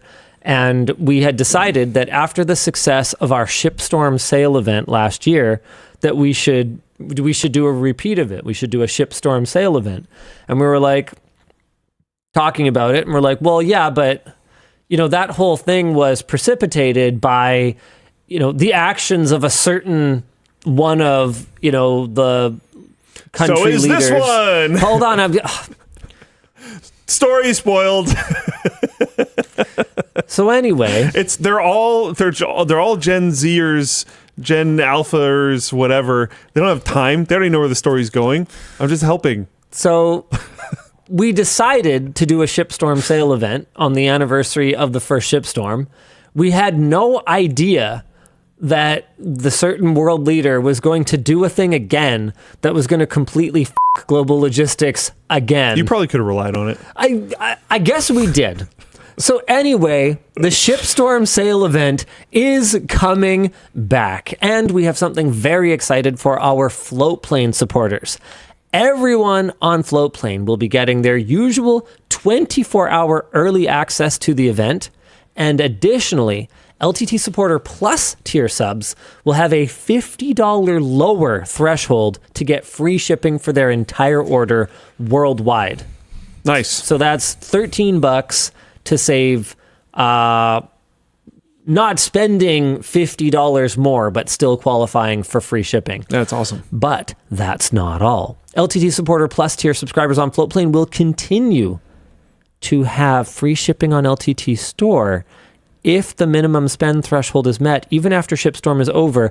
I'm going to say for some time. I am not locking into that forever. I don't know who wrote this thing in my notes, but I'm putting an asterisk here for some period of time, TBD. Luke, how are we making money off this? I don't know. I warned that it might be a problem. Okay, cool. Anyway, when we announced our price increase earlier this year, we said we'd make an effort to add benefits to our Floatplane subscribers, so we're looking to deliver, pun intended, and I guess this is part of it. So if you're a frequent shopper on LTTStore.com, this could be worth considering, and you get to watch some amazing Floatplane exclusive videos, like cutting room floor, like the heavily divided $20,000 PC extras, and also sometimes early releases. So I'm just going to go ahead and launch a couple of videos. Hey, guess what? Do you know about this? Nearly 700 exclusives, by the way. Do I know about this? No, I don't. We were sponsored by Red Bull. Sick. Sort of. Someone else was sponsored by Red Bull, and Red Bull had us build computers for them. Also sick. Yeah, right? So that's going live. Red Bull does cool stuff. Yeah. And then we've also got another video that's going live right. Oh boy. This one is going to be a little controversial, probably. And you can watch it early on Floatplane. It's going to be What is it? the highest PC build ever. Okay. So wait, what? Why? Because it's going to be at 40,000 feet. No, I get it, but why is it controversial? Well, seriously? Have you not been following He's smoking drugs. the community drama over the last couple of weeks? Oh, because it's in your plane? Because it's in Linus Media Group Incorporated's plane, yes. Who owns that company? Me. So it's in your plane? Well, it's... Okay, you know better than that. I can only use it for work unless it's a taxable benefit, et cetera, et cetera. But yes, Elijah came with me on the data center tour to Equinix in Virginia. And this is a small spoiler. He forgot the case. He left the case on the ground. That's pretty funny. Yeah. Did you just film it on the way? So we were supposed to film it on the way while we were flying during the day. And then that was supposed to be our work day that day. And then we were supposed to sleep and then get up super early our time because we're 3 hours ahead now. Yeah. Do the data center tour and then sleep on the way back. But instead, Elijah had to abandon me for the data center tour. He had to go to Micro Center, buy a case, and then we had to shoot it on the way back. Did you shoot the whole thing on the way back, or did you do part on the way there? We had to shoot the whole thing on the way back. There was almost nothing there's almost nothing you can do without a case. You put the CPU on the motherboard and put some RAM in, and then that's it, you're done. Whereas the bulk Computers. of it. Yeah, right? Oh. Apparently I told everyone last week. Well, whatever. I think I forgot the detail on if you did part of it on the way there or part of it or all of it on the way back. Anyway, the video's out. It is controversy aside, an absolute banger. It is so funny. It's just ridiculous. I think you've already been people might not like seeing the plane, but I mean, it's just a computer. I don't think it's controversial. Some people, you know what? There's some people that are upset about it, but most people seem to be enjoying the window into something that otherwise we would have absolutely no access to. Did you hear about Ford? I did. Okay, so key difference. So we had a Canadian politician is in hot water right now for using, and this is incredibly important, taxpayer money to acquire a private aircraft. Way more expensive way more expensive private aircraft for... And the reasoning was so funny. I didn't see what's the reason? He was like, other people have planes. And he pointed at like some other politicians that have access to planes. And he's like, I want one too. It was so good.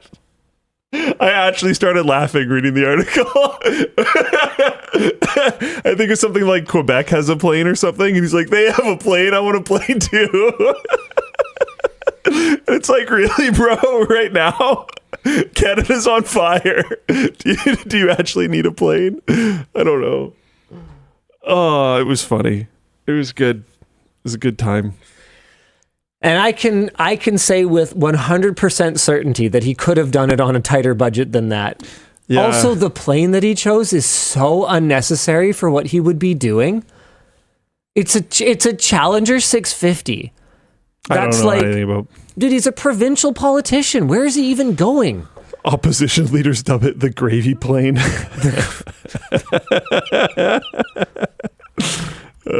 Hold on, Challenger 650 range.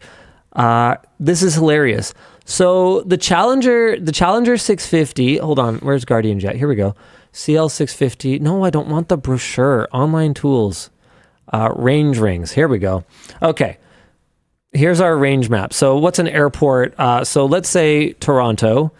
Sure, whatever. Markham. It doesn't really matter. Bombardier. CL. Yeah, here we go. CL 650. So this is what you got. Oh shoot, I screwed up. Oh no, I screwed up again. Oh man, I'm such a boomer sometimes. Toronto. Seriously? Come on. Okay, so Markham. Yeah, here we go. Check this out. So CL 650. This is the range of that thing. Okay. Does a provincial politician ever need to fly nonstop to Ecuador?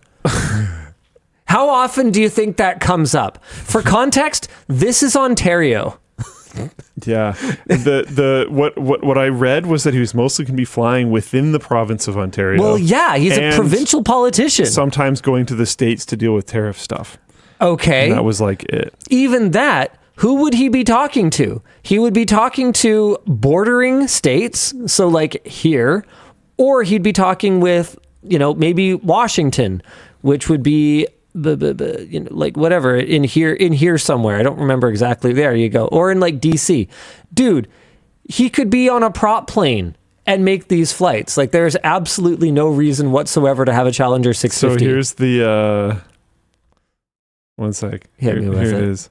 Hit me with the statement issued by Ford's office contrasts the price of Ontario's plane to $107 million. It says Quebec paid for one used and two new Challenger 650s, and $753 million the federal government paid for 6 new Global 6500 jets. Okay, I will say this. If Quebec spent that much, that's also ridiculous. That's the only thing that stood out to me on that was like, oh wait, why the heck did Quebec spend $107 million on private jets? I can understand why the federal government needs them. In terms of like federal statecraft, you actually have to travel internationally. You actually cannot just put your entire like cabinet on like a commercial flight to, Madrid. And if they have that's 6 kind of them, ridiculous. Maybe you can borrow one now and then or something. I doubt Maybe you can charter one from them. I doubt it. I mean, I don't see, again, it comes down to taxation and who actually owns it, which is where, yes, the distinction between a person and a corporation But sorry, do you own the corporation? One level of government and another level of government actually does matter. Like, it does matter in terms of moving funds around and who is paying for the wear and tear and how all that's accounted for. Like, it legitimately does matter. So you can't just be like, hey, federal Canadian government, you own this thing, therefore I can use it, right? Right. Like, it actually doesn't work like that. But besides, you wouldn't need a global, what was it, a global 6500 or something like that the federal government That's bought? the federal one. Yeah. You wouldn't need that. 6 new ones. They bought 6 brand new ones. Why do those need to be brand new? I mean, And they spent $753 million. I mean, they would cost that. Probably. Like, that's what brand new ones go for, which is why that was never going to happen. That's why 1990 was a good year for me. They have Rolls-Royce Pearl engines. Oh, that's just common. That's not like having a Rolls-Royce engine is just like it's a thing. There's only so many efficiency. There's only so many turbofan engine manufacturers. Honeywell, Rolls-Royce. I'm trying to think of who else. GE. Thank you, Dan. At least it's Bombardier, so they bought it like from Canada. Yeah, I would have loved to go Bombardier instead. That helps a little bit. Oh, I mean, if it's a government purchase, you'd kind of hope it's from Canada. Yep. I kind of wanted to rep Bombardier, but it didn't make sense. It didn't make dollars, actually. It was a lot farther off than making sense. It made too many dollars. Yeah, all the dollars. Anyway, so those videos are up. The highest PC build is supposed to go up on April 20th, LOL. But for people who want to watch it a little early, you can head over to lmg.gg/floatplane. You can also get free shipping, early access, and extras. lmg.gg/fpwan. All right. We got a couple sponsors for the show today. It's brought to you by Zero Bounce. Email marketing is one of the many ways people use to grow their business. But what happens if your messages are not hitting inboxes? Well, nobody sees them. Well, Zero Bounce has the solution. They stop the guesswork by offering a bunch of validation tools to make sure that your delivery rate stays high and your bounce rate stays low. All you have to do is punch in an email or upload a whole list, and Zero Bounce will let you know which ones are worth your time and your money. Because sending emails is not free. Zero Bounce says that over 28% of emails go bad every year from people changing jobs, growing out of accounts, or even just creating a fake email just to sign up to win an SUV at the mall or whatever the case may be. That's a lot of wasted potential if you hope to grow your brand. Plus, Zero Bounce is SOC2 Type 2 certified, GDPR compliant, and because they want to know that your data stays they want you to know that your data stays yours, period. And for fans of the WAN Show, you can use code 20WAN at the link down below to save 20% for a limited time. You can also check out this QR code. The show is also brought to you by AMD. Another month, another spectacular AMD Ultimate Tech upgrade. This time, we upgraded Sven from the business team. Thanks to AMD, not only did he get some cool stuff for his retro gaming hobby, but he also got a brand new 9800 X3D processor for his gaming system. You should definitely go check out that video after the WAN Show. Sven's a chill and charming dude. The only risk for you is that you might be a little bit jealous. I was blown away by how much cool stuff he has. Did you watch Sven's video, Luke? I did. He has so much cool stuff. He does have a lot of cool things. He has cool CRTs. His place looks like it would be fun to hang out in. And cool games, and all the cool consoles, and he got a cool new upscaler. Also sounds like a good boyfriend. He got the RetroTink 4K for his OLED, and and he took care of the girlfriend. He got some cool stuff for her. Who he had already taken, she has a gaming computer. Well, that wasn't hooked up to anything, but because she doesn't play games. So he got her a more appropriate device. He didn't just get salty about it. He just got her something that she would appreciate more. What a good boyfriend. He got good. What a good guy. Is what he did. Also, if you go check out the video, you're going to want to check out the link in the video description because there's a chance to win your own 9850 X3D, which is the fastest gaming CPU on the planet. Well, at the moment, big asterisk, because hold on a second, have they? Yeah, they've officially. Hold on, I can't remember.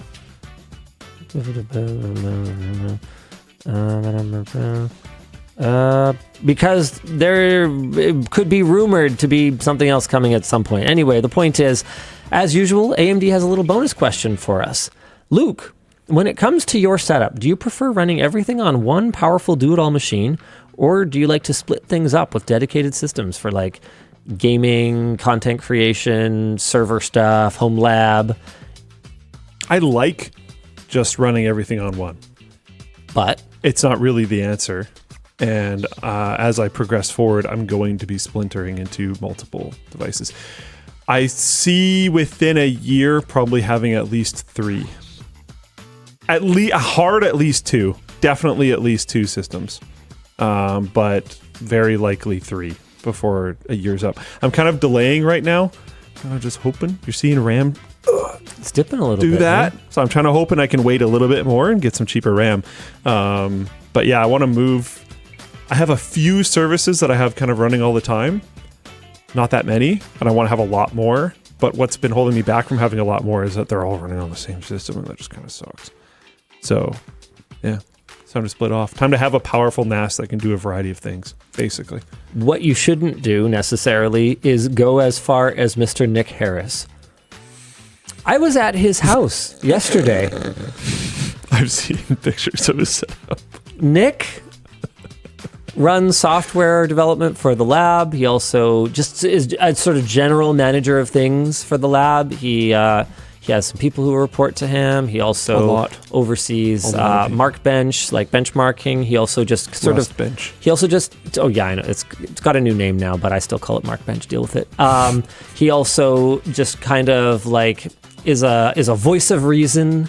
You know, when you have a group and you need to have a conversation, he's just kind of he's a presence is, I think, the best way that I could describe him, because, you know, having him around is a gift. So the point is, I was at his house yesterday, though. I cannot emphasize this enough, I had difficulty navigating his spaces due to the unprecedented level that I had heretofore never seen before of tech clutter. In the intro, I talk about, the line is, how do you upgrade the setup of someone who has not one, not two, not three, not four, not five, not six, but 7 computers? And the worst part of it is that after we did the intro, when I was doing the part where I like poke around in people's living spaces and we kind of get to know them a little bit, I found more computers. Were they all running? The one I found was apparently a dedicated machine to run his bass pedal. He literally had a dedicated machine for pretty much every function. Whoa. Was his story. And then I found out that actually one of them's a Proxmox box, and he does have virtualization running. So he's got like more than 10 dedicated computer functions in this place. I just can't fathom it. But hey, that's the kind of person that you want, you know, in your testing lab.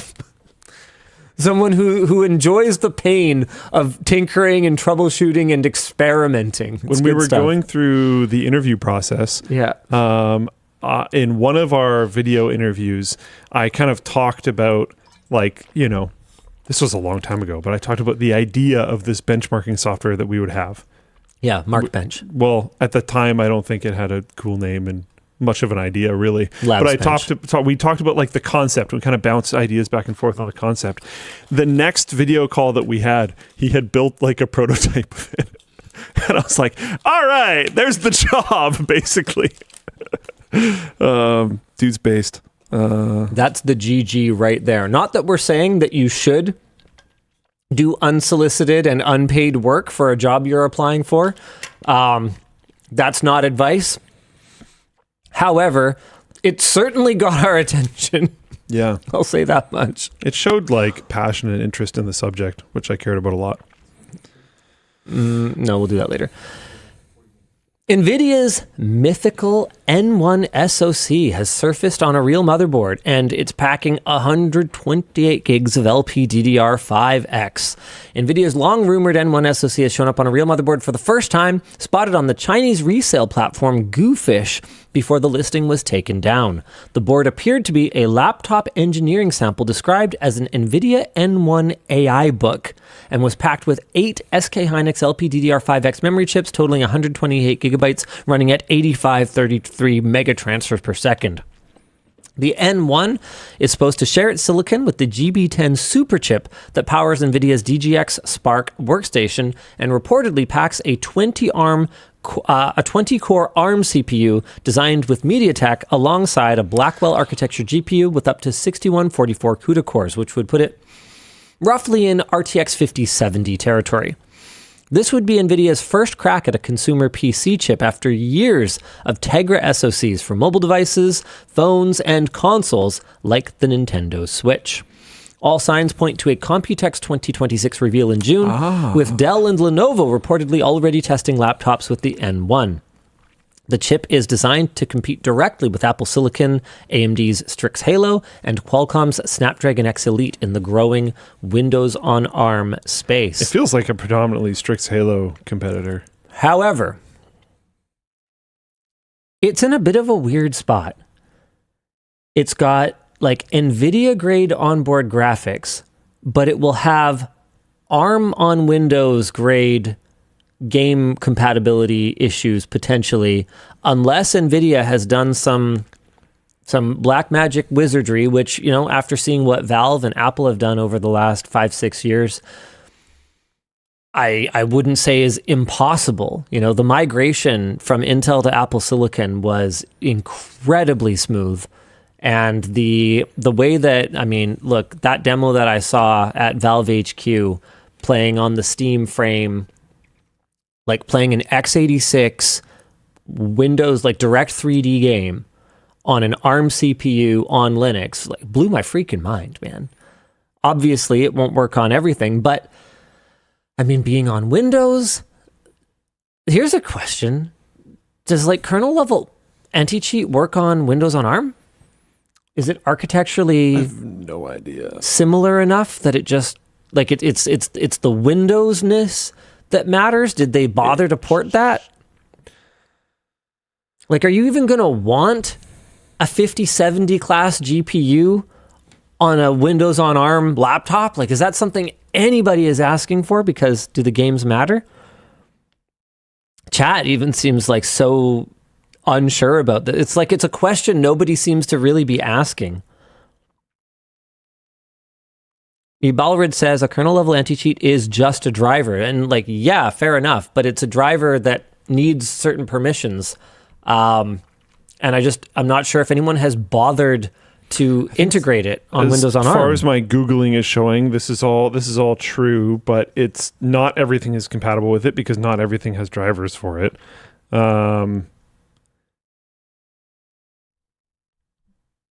Yeah. Okay. Well, anyway, good luck with this, NVIDIA. In other NVIDIA news... Apparently EA is expanding anti-cheat to ARM64. Okay. So, like, some companies are working on it. Maybe this is part of NVIDIA laying the groundwork for exactly this. If they're starting to do stuff like that, that might also help the Linux crowd. But I kind of doubt it. Indirect. Well, I already closed that article, but it mentions something along the lines of, like, Linux also potentially being included in their expansion of anti-cheat compatibility. I'd love to see it. I read a really long article, and I think it was Ars Technica, talking about the sort of inherent challenges with anti-cheat on Linux and how it's just having the user like by its very philosophy in control of the kernel is just going to kind of make it not a thing forever. My, I think, counter argument is that they're barely catching stuff at all right now anyways. Unless they are. Like, that's the thing. How do you know that even more people wouldn't be cheating if it was even easier? For me, I think it's past the threshold. You think so? So it like doesn't really matter. There's just such a high percentage right now that it's already so bad that it being worse, I don't think would significantly change my life.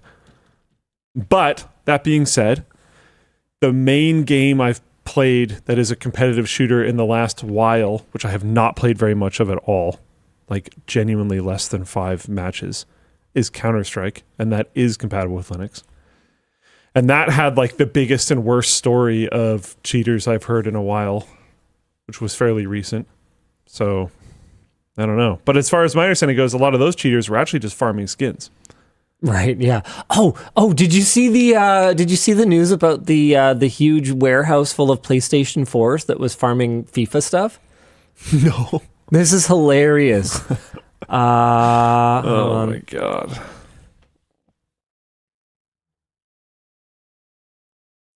Ukraine warehouse packed with thousands of PS4s was actually a FIFA Ultimate Team bot farm. What? Yeah. I don't quite I don't know how FIFA Ultimate Team works. Understand this 3,800 PS4s, but this is so funny to me. To play with all those fans. Look at the fans in the windows. You got to cool the PS4s, man. Would all of those need whatever PlayStation online subscription is? Would they all need those? I guess so.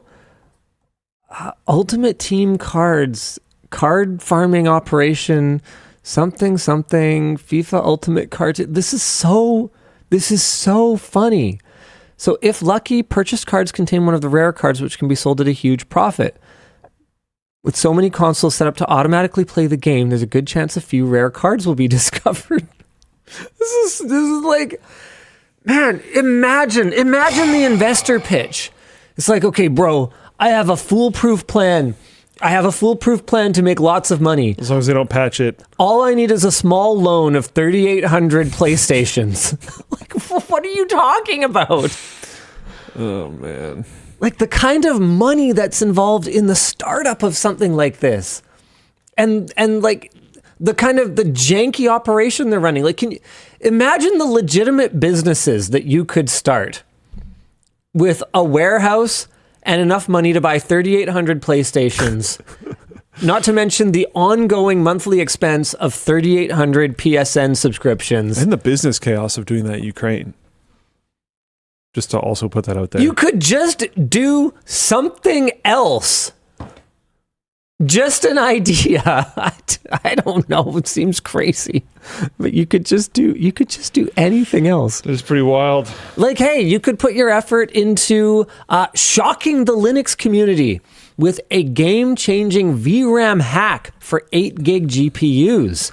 This is pretty cool. Natalie Vaughn, a contractor on Valve's Linux graphics driver team, has developed kernel patches that fix how Linux handles VRAM on 8 gig GPUs. Previously, when VRAM filled up, the Linux kernel didn't know to prioritize the game you're actually playing, so it might accidentally evict game data to slower system RAM to make room for a background browser tab, which could cause stutters and frame drops. Vox Fix tells the OS that the game is in the foreground and that should get first dibs on VRAM. If memory fills up, then background tasks are the ones forced into system RAM instead. In her Cyberpunk 2077 tests on an 8 gig GPU, the game's VRAM usage climbed from about 6 gigs to nearly 7.4 gigs, while spillover to system memory dropped by 53%. The patches currently only work on AMD GPUs because of Nvidia's closed source drivers that don't allow this kind of memory management modification, and CachyOS is already integrating the fix, and the patches are awaiting merge into the main Linux kernel. Which is, I think, what we talked about last week, the CachyOS part. This does not apply to integrated GPUs like those in the Steam Deck or handheld PCs, because they're using the same graphics pool anyway. Well, not quite. I mean, okay, the Steam Deck would be, but I think for something like a Strix Halo, it's a static allocation, so maybe it would. Okay, TBD on that last bit. What else we got, Mr. Luke? Xbox Game Pass. Apparently the new CEO? Yeah, new Microsoft gaming CEO, Asha Sharma, said in a leaked internal memo that Game Pass has become too expensive for players and that Microsoft needs a better value option. Microsoft hiked Game Pass Ultimate to $30 a month last year, up from $20, which was itself already up a bump from $16.99. That's 2 price increases in 15 months, and there was price increases before that as well, as far as my understanding goes. Game Pass now runs from $10 for Essential to $15 for Premium and $30 for Ultimate. Sharma says the long-term plan is to evolve Game Pass into a more flexible system, though the details are pretty vague. The memo also comes days after rumors surfaced that Call of Duty 2026 could skip Game Pass entirely, which would be a major shift given that adding COD to the service was widely seen as the reason the price hikes happened in the first place. That would be wild. Might also be the reason why she's saying it's overpriced if they're not doing that anymore. The whole point of Game Pass was supposed to be that I subscribe to it forever and that sucks, but you're giving me a good value in return for it. And that's like the deal is I get all the cool new games. I get all the Microsoft games. Yeah. And it's a one all you can eat for the price of. God, it feels weird saying that COD is a Microsoft game. I know, right? Sorry to No. Wasn't there also like that weird, right? whole thing around the conversation for the Activision Blizzard acquisition where like they weren't going to do all kinds of fuckery with COD and which platforms. I mean, I guess not having it on Game Pass would ultimately be satisfactory to someone like Sony. I think the main thing was they didn't want to have it taken away from Sony. So this still doesn't do that. Yeah, well, okay, so this is fine. I don't remember. It's been a while, but... Yeah. Is this kind of a killer for Game Pass if you're not getting the hot new game? I think it will be for some people, yeah. Definitely. Because to me, that's the whole point of Game Pass, is that I'm entering into kind of like an understanding. Especially a COD, where like there's a new one every year. That's the kind of game you subscribe to. Yeah. Like, that's the agreement I have, right? Is I give you money for Game Pass, and then I never think about it again. I can just play the games. But if all of a sudden all my friends are playing that game, that one game, and it's not on Game Pass, what is even the point of Game Pass? I might as well just buy that one game. And then I could see that kind of shifting people's mentality and going like that could be the kind of thing that just makes me mad enough to just cancel the subscription. Yeah. And then give you my money another way. Ultimately, yeah. So Microsoft will probably learn nothing, but hey, it'll be interesting. At least Luke is winning a small, maybe not decisive, but small battle here. I mean, you've been adamantly anti-games as a subscription since the entire concept arose. And in the beginning, I think I actually argued quite passionately with you that at that original pricing, it made a ton of sense. But it has ultimately... This was the entire argument, too. Was that if everyone ends up subscribing, then they have all of the power. All the leverage. And that's, like, literally never goes well. And the best way to play it was still going to be to, subscribe when it was cheap, play single-player games or play experiences that you would never want to have again, and then once it's not cheap anymore, start buying games again. But I still go and play Civ 5. But not everyone operates that way. Yeah. Or not everyone operates the way that they play a game and then they're done with it. Yeah. I used to be more of a go back and play a game that I haven't played in a long time guy, but I'm not anymore. I don't do it often, but it's also nice to just, I don't know. It's nice. Okay, so 10 billion years ago, I did this stream for one of my birthdays. I don't even remember which one it was, but it would be kind of tough to do this now. But I think I was 28 or something, and I played one game for 1 hour for every year that I had been alive. So I was born in 1990, so I played a game that released in 1990 for an hour. I remember that. That was cool. It was awesome. It was actually really fun. It did really well for charity. I think I suggested a couple of the games that you played. I forget if you liked them, though. Anyway. I don't remember, but it sounds likely. But that was really fun.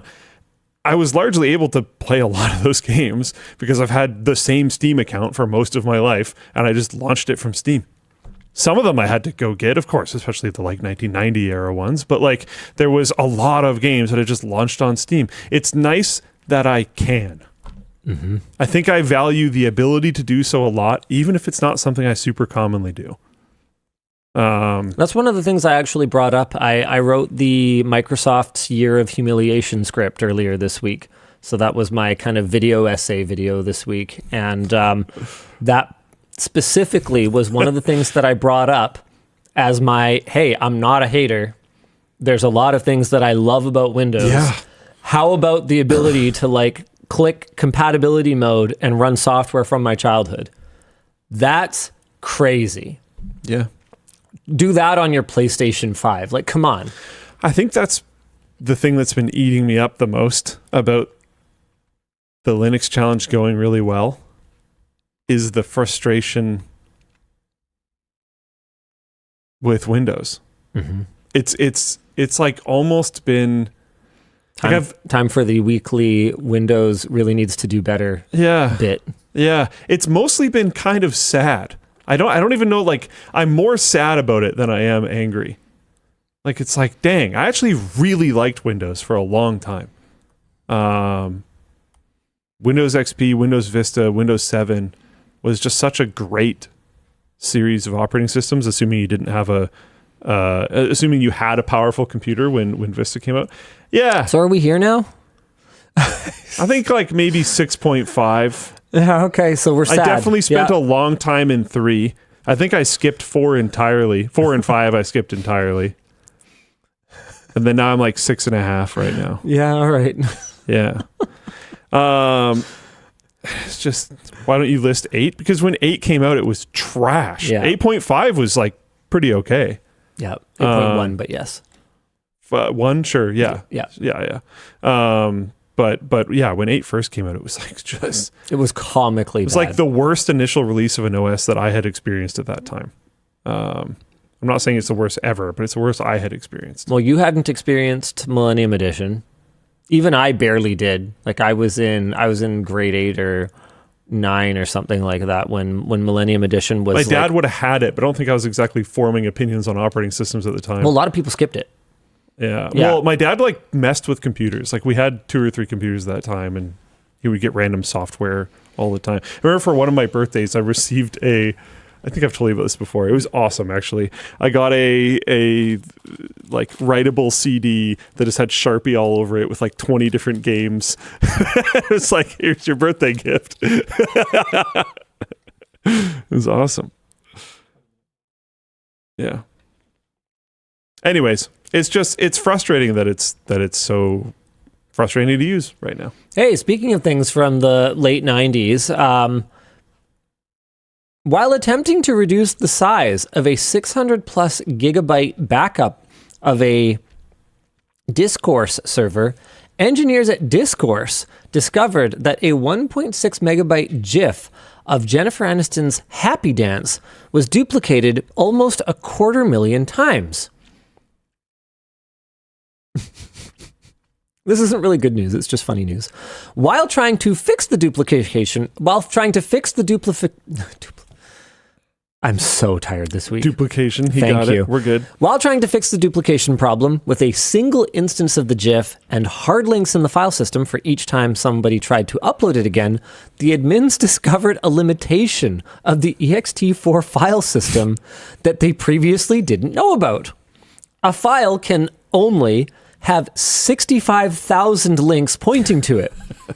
So instead of one copy and 250,000 links for all the duplicates of it, they got one copy, 65,000 links, and another 180,000 duplicates of the file. Dan, if you could throw the link to the blog post, that would be pretty funny. The blog has a bunch more detail, including their eventual fix, and you can check it out if you're into that sort of thing. But these are the kinds of, I guess, bugs that are really frustrating and can be sometimes be scary, because when you're working with anytime you're working with data, loss is it can be very frightening. Is this loss? No, you understood what I meant. Data loss can be very scary, can be very frustrating. Oh no, I didn't mean it that way. It's a meme. I know. Is this loss? I know. Okay. No, I know. I just mean I was memeing back at you. Of course not. Okay. Yeah, it can be very frightening, but doesn't this feel like the kind of thing that is like, this is why we play the game? Oh yeah, no, this is fun. To find stuff like this, because of course there might be a limit to how many link backs, because whoever did this, however long ago they designed this, must have gone, well, surely nobody will need more than 65,000 link backs to a single file. Oops, Jennifer Aniston jumping. Yeah, I don't know. It's not really good news. I just thought it was really funny. That's funny. I like that they made a blog post out of it because it's funny. Yeah, exactly. Sharing the knowledge with the community. Yeah. Speaking of things that are funny, struggling shoe retailer Allbirds makes bizarre pivot from shoes to AI, and their stock explodes in value. Allbirds, the wool sneaker company, announced it's leaving shoes behind entirely. I think they even sold off everything, and is rebranding as Newbird AI, an AI compute infrastructure company, because why not? Stock went from under $3 to about 17 in a single day. I got this from Atrioc, but look at the much bigger view. Go many years instead. Oops. The plan is to buy GPUs and lease them out for AI compute customers who can't get reliable access from hyperscalers. What a plan. They've secured $50 million in funding to get started. Oh boy. CNBC's Jim Cramer, oh boy, called it ridiculous So maybe it's actually really high value. So I guess it's a really good idea. Time to invest. Time to invest. Okay, but not financial advice. Pointing out that it fits the classic pattern seen during the crypto boom, dying companies bolting blockchain onto their names to pump the stock, and now it's AI. And this goes back super far beyond just the blockchain push as well. Yeah, don't forget .com. And others. The classic 90s bubble. Yeah. Allbirds was a public benefit corporation championed by Leonardo DiCaprio, Oprah, and Obama. The pivot includes dropping that status entirely with filing stating the company would be Silicon Valley circles. I don't know, man. As like almost a flex. I have no idea. This is the kind of thing that, again, it wasn't good news, but it was just... it's funny. It was too funny for me to not talk about. Maybe it can be good news and things that are funny. Like, seriously, if I was less principled, man, just an IPO with just Linus Media Group, AI infrastructure in Canada. AI infrastructure in Canada. Come to the north. Cooling's easier here. We're going to be making videos about our AI data center build out. We're going to have... We do this like pitch video offering unparalleled transparency into the AI data center build out in the frozen north. We've solved cooling. Just put it in the Arctic. Yeah, and we've got all the energy and blah blah blah. Like I don't know who the gullible people giving Allbirds $50 million are, but I secure a meeting with them somehow. Like it just seems like the playbook is so simple and so dumb and just so easy that I feel like it couldn't be that hard. It couldn't be that hard. Oh man, dude, did you see the one where that woman got a $5 million refund from the CRA?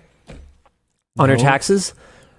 So this is just classic, scammers are not that smart kind of lore here. So what she did, the ones you know of. What she did, yeah, right. Well, she reported $9,999,999 in foreign income on her tax return. Reported to the CRA that she had paid income tax on it. And then said that she was entitled to a $5 million refund. Hold on. The next part is the funniest part. And I want to make sure that I don't get this wrong because it's so funny. Here we go. Court records say that auditors later became suspicious after realizing that Wallace, the person who filed this claim, was claiming status both as a resident and as a non-resident of Canada. Wallace, they noted, submitted a vague two-word explanation in tax forms for the claimed foreign income. United Nations. What does that do? This got past 2 reviews. They wrote the check. A 3rd review that got flagged because it was an outlier refund found it and was like, yo, what is this? And they froze her assets, but already hundreds of thousands of dollars are gone. And like, this is the kind of person that you got to look at and go, they got no shot whatsoever. There's no way they didn't waste that money. Pull that off. You got to get it overseas and move out of Canada. So that's the thing, is like, she didn't. Yeah, that's crazy. That's like, you got to bail. You're done here. That's crazy. And you have no time. You got to leave. Like, that's the kind of scam that, like, seriously, I would be a criminal. I'd be a criminal fucking mastermind compared to some of these people. Yeah, but again, she got caught. Yeah, I guess. I think that's a big part of it. But like, I would have skipped town. I'd be gone. I'd have gone to Costco and bought all the gold bullion. Or you'd just be running a bank. Yeah, or I'd find a legal way to be a criminal. I don't get it, dude. I don't get it. It seems so simple. It seems like we could just Like if someone says they paid $5 million in taxes, you'd think there'd just be like an AI check that's like, did you though? No. Well, it's not in our bank account, you know? Like this is like that thing I went through when we got like wire frauded a while back. You remember that? When our pool contracting company... details. Yeah, I know it happened. Yeah, our pool contracting company got their email server infiltrated. So they were able to send us emails from our pool company and then intercept our responses was what happened.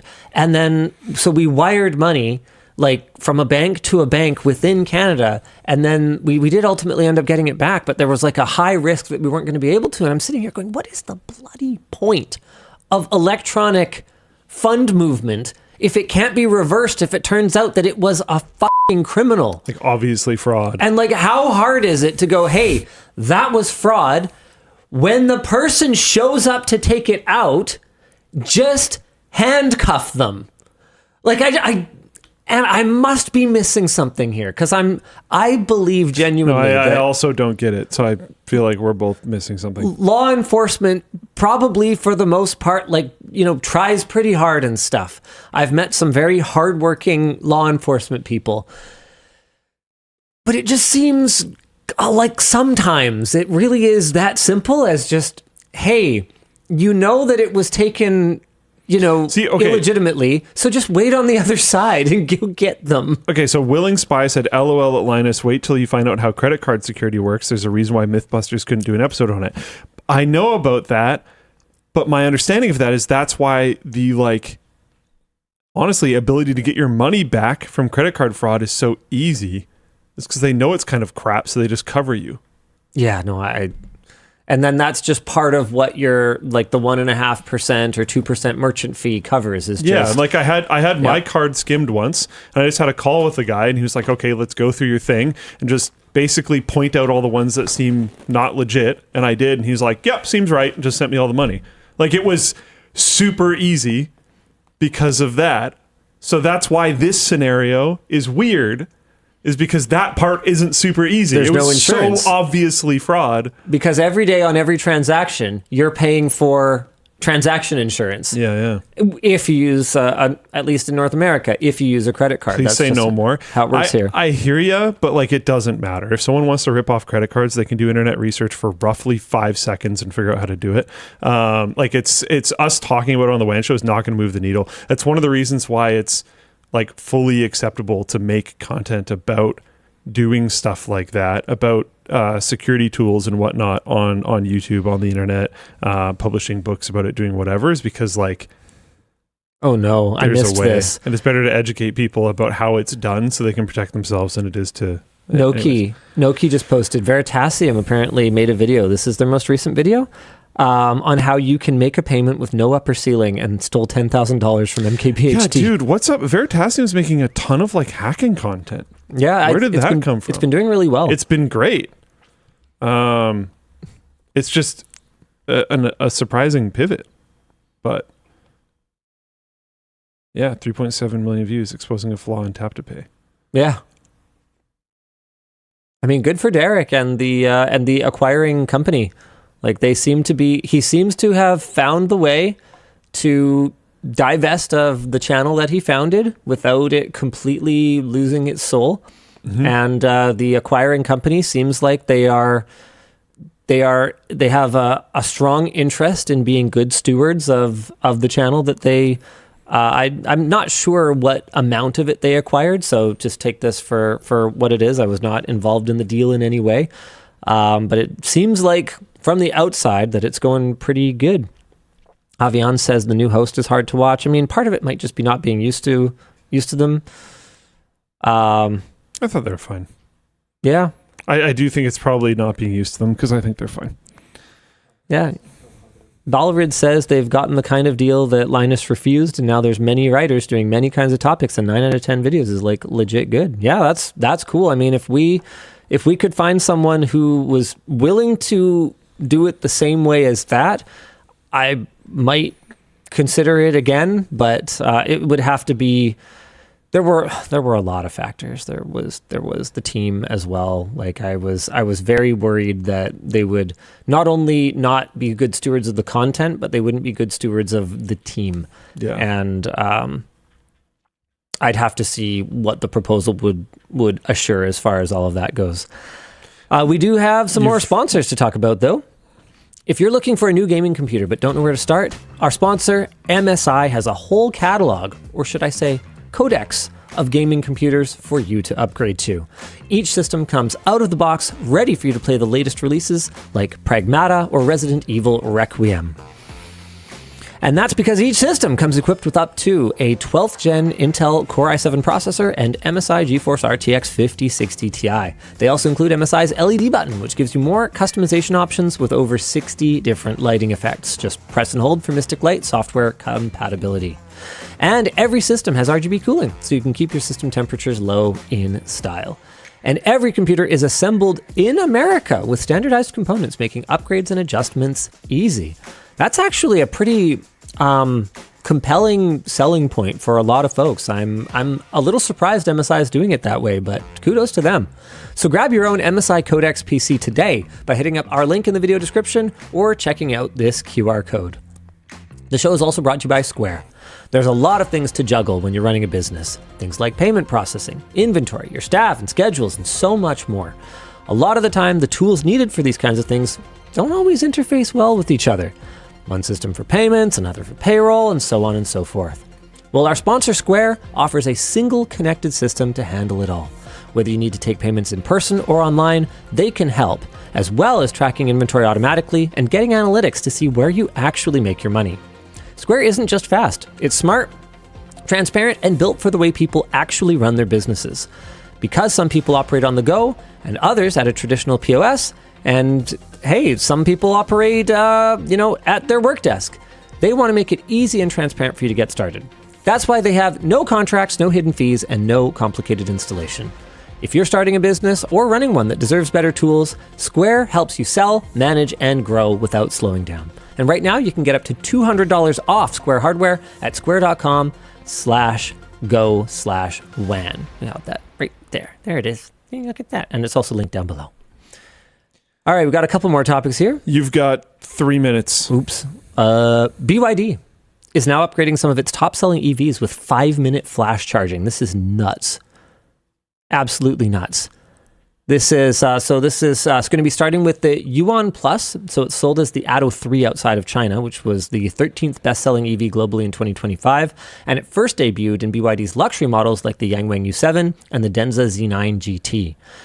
They claim it will charge from 10% to 70% in 5 minutes, 10% to 97% in 9 minutes, and only add about 3 minutes to those times in extreme cold temperatures, like down to minus 30 C.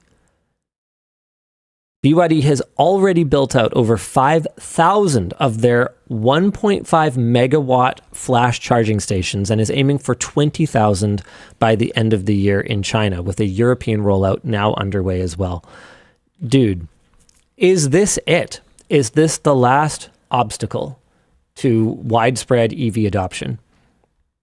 5 minutes. Maybe. The wait still sucks. It's interesting in North America because, so there's some Chinese EVs coming to Canada. That's gonna move the needle here quite a bit. But apparently, I've heard that you're not even going to be allowed to road trip through the States. You might not be able to enter America at all in a Chinese EV. Really?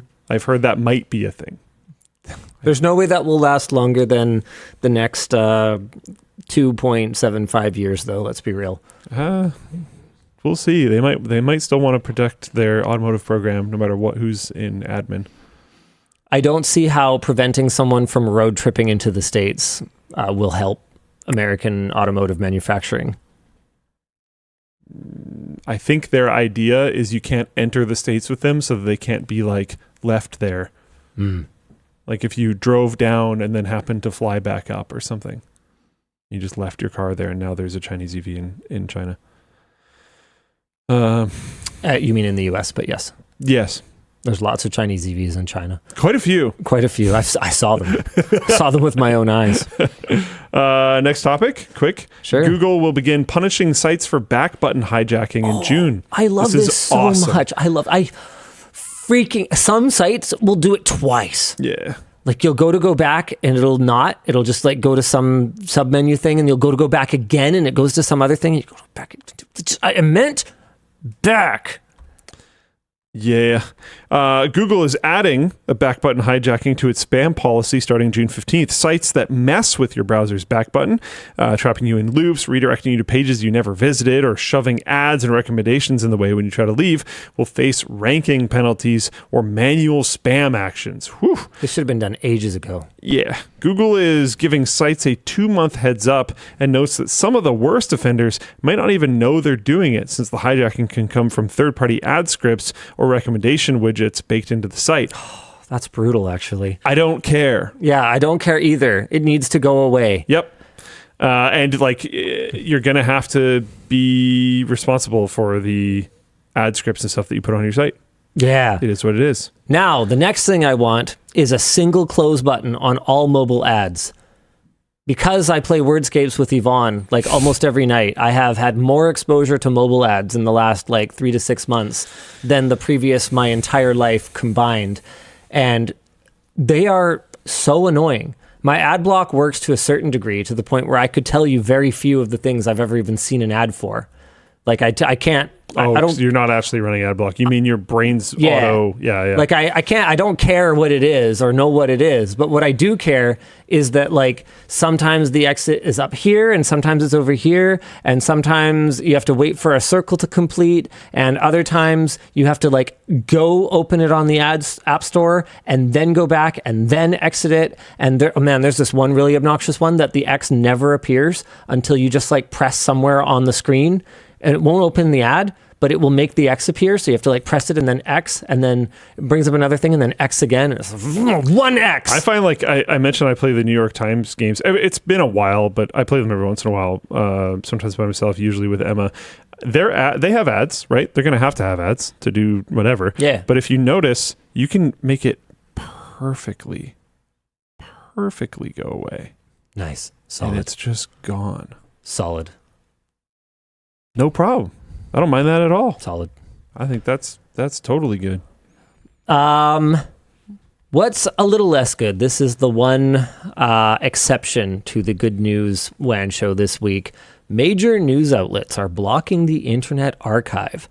Wired reports that in an effort to limit AI agents accessing historical data for training, 23 major publications, including USA Today and the New York Times, are currently blocking the Internet Archive's crawler, IS-Archiver bot. The abuse of fair use policies in the training of LLMs is a serious concern for both copyright holders and the Internet Archive organization.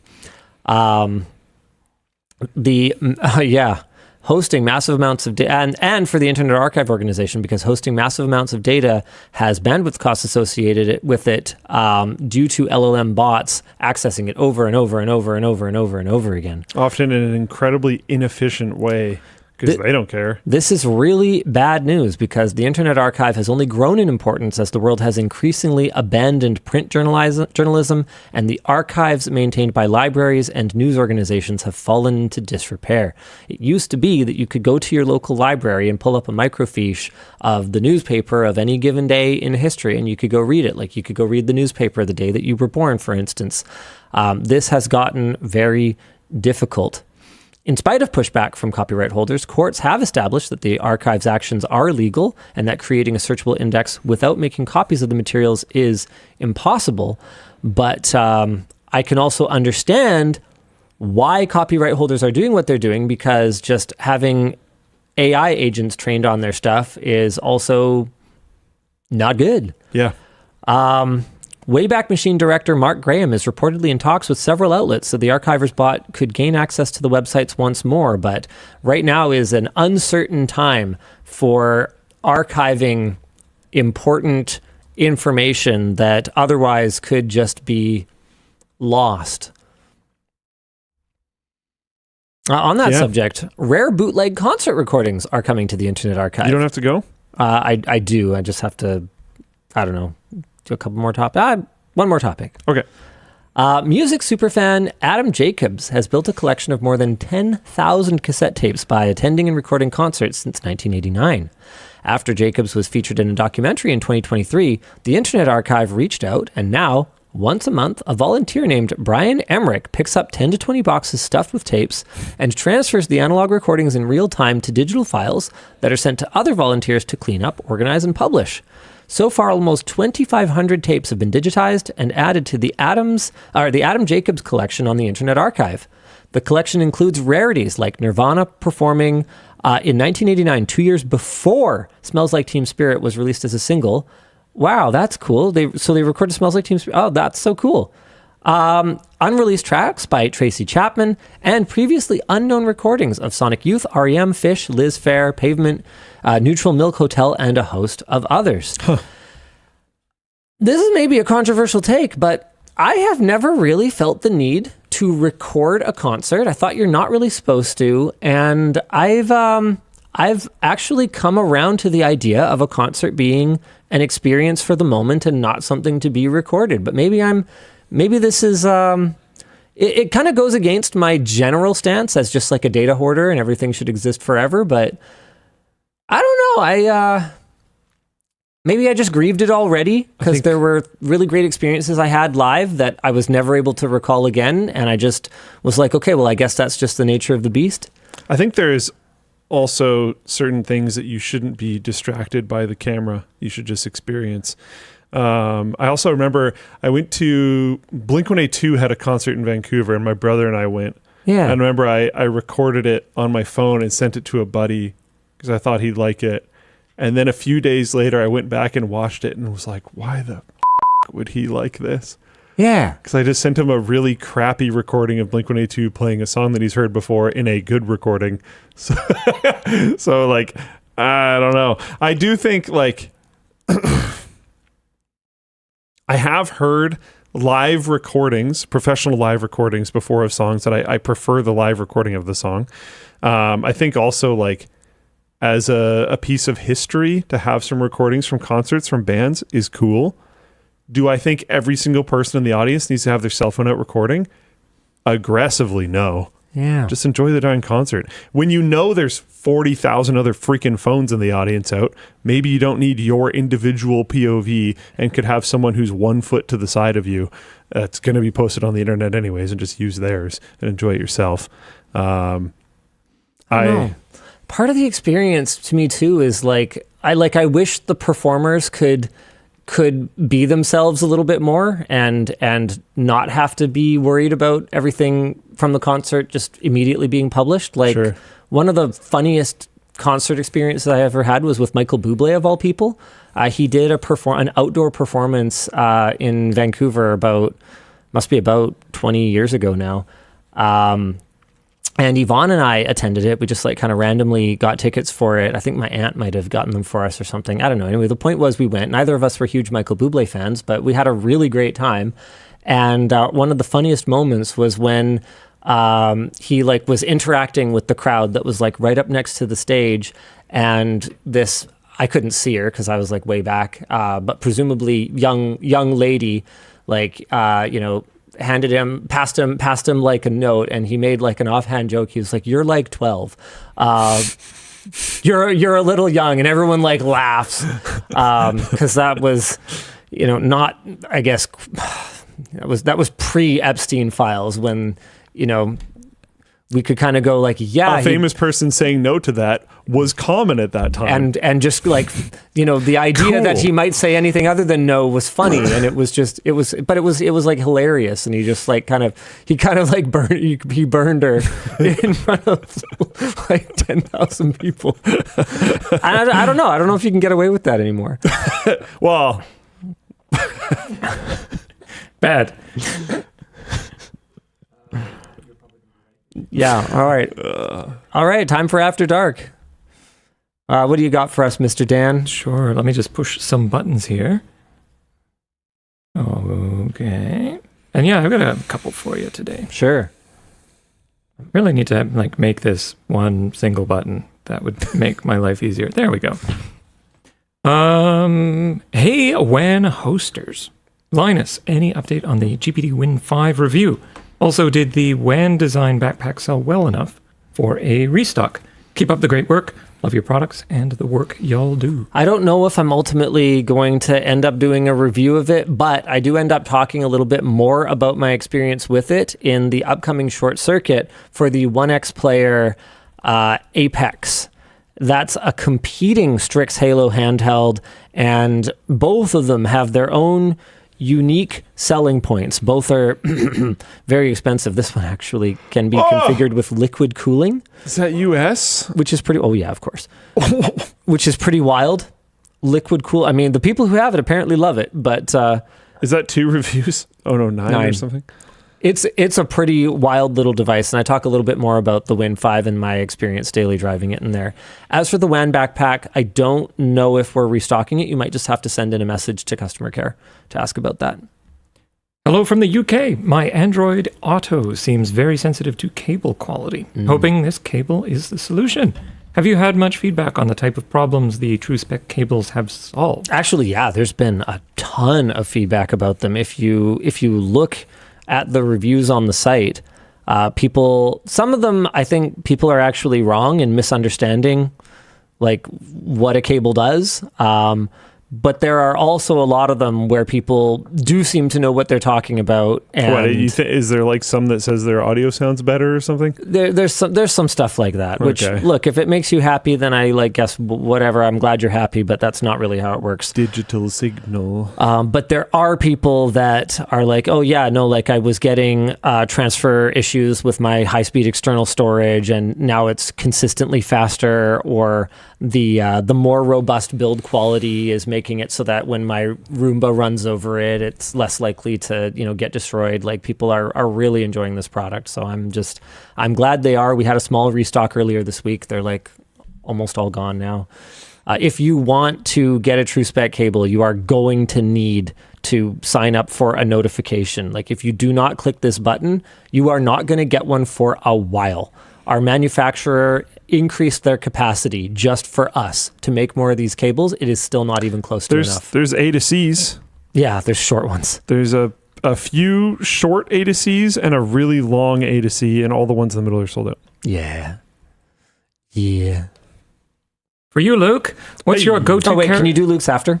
Yep. Cool. Hi, LLD. Hey, Linus. Now that your kids are getting into 3D printing, what CAD software do they use? Also, did you teach them how to use it, or how did they teach themselves it? They learned Tinkercad at a local sort of STEM, mostly computer kind of study thing called Code Ninjas, which seems to be working pretty well for them. They can make just about any kind of basic thing that they want. My daughter did something for a project for school earlier this week. They're still having a really good time with it, both just using it as a toy factory and also to do legitimately useful things. Yeah, Tinker is great. I think Grasshopper, is that free? Can we get them into Grasshopper? I mean, I guess. Yeah. They know it better than I do at this point. They could go work with Seb. Hey, Linus, my 5-year-old just had his first dental work and managed to chew his lip up due to the anesthesia by accident. Aww. How sore are you these days? Is the end in sight? I'm actually really sore today. It's really hard to talk. I don't know, when I'm not getting enough sleep, they like dig in extra, and then they put in a super strong wire for the one tooth that like stubbornly stayed really twisted after the first rounds, and like the bracket was not quite in the right place and stuff. So this tooth here, turned like maybe 15 degrees with this wire, like a lot. Okay, maybe 10, but like freaking a lot, which moved like everything. And it's like, you can really tell when they're moving a lot because you'll like kind of press on the bracket and you can feel them like moving, and like it'll go like, and they'll like kind of reshift and stuff like in real time if there's a lot of tension built up. And then the wire for this one, you can see there's a long span of wire. just like slices the inside of the lip there. And then there's another one on this side that's doing the same thing. I'm actually like in extreme discomfort right now. The WAN show is not a lot of fun when my mouth is as sore as it is right now. I have to bail. Luke's going to have to do his thing. I really got to go. No I've problem. got a family thing. Bye. Bye, have fun. Don't forget your bag. I see you walking past it. Say the line. No, well, you can call me. Oh, Okay. yeah, I forgot we can do that. Nice. Luke, what's your go-to character build when you play Morrowind / Oblivion / Skyrim, etc.? Question mark. Please no stealth archer. Okay, well, I have to defend myself a little bit. It's stealth archer, isn't it? I have to defend myself a little bit. It's stealth because archer. when I was a wee child and I played Morrowind and I didn't look up things on the internet of how to And do you stuff. still ended up with stealth archer? I still ended up with Stealth Archer. But Stealth Archer was not Skyrim level OP back in Morrowind. I watched a video actually. today, I think, that was talking about how Skyrim pushes you through into being stealth archer. It kind of does. It kind of does. So I liked Stealth Archer before then. And then in Skyrim, I actually didn't, I don't think. Or I did a mix or something because it kind of did feel too overpowered. I always liked being martial. I found spellcasters in those games are just like always too overpowered. Especially Morrowind.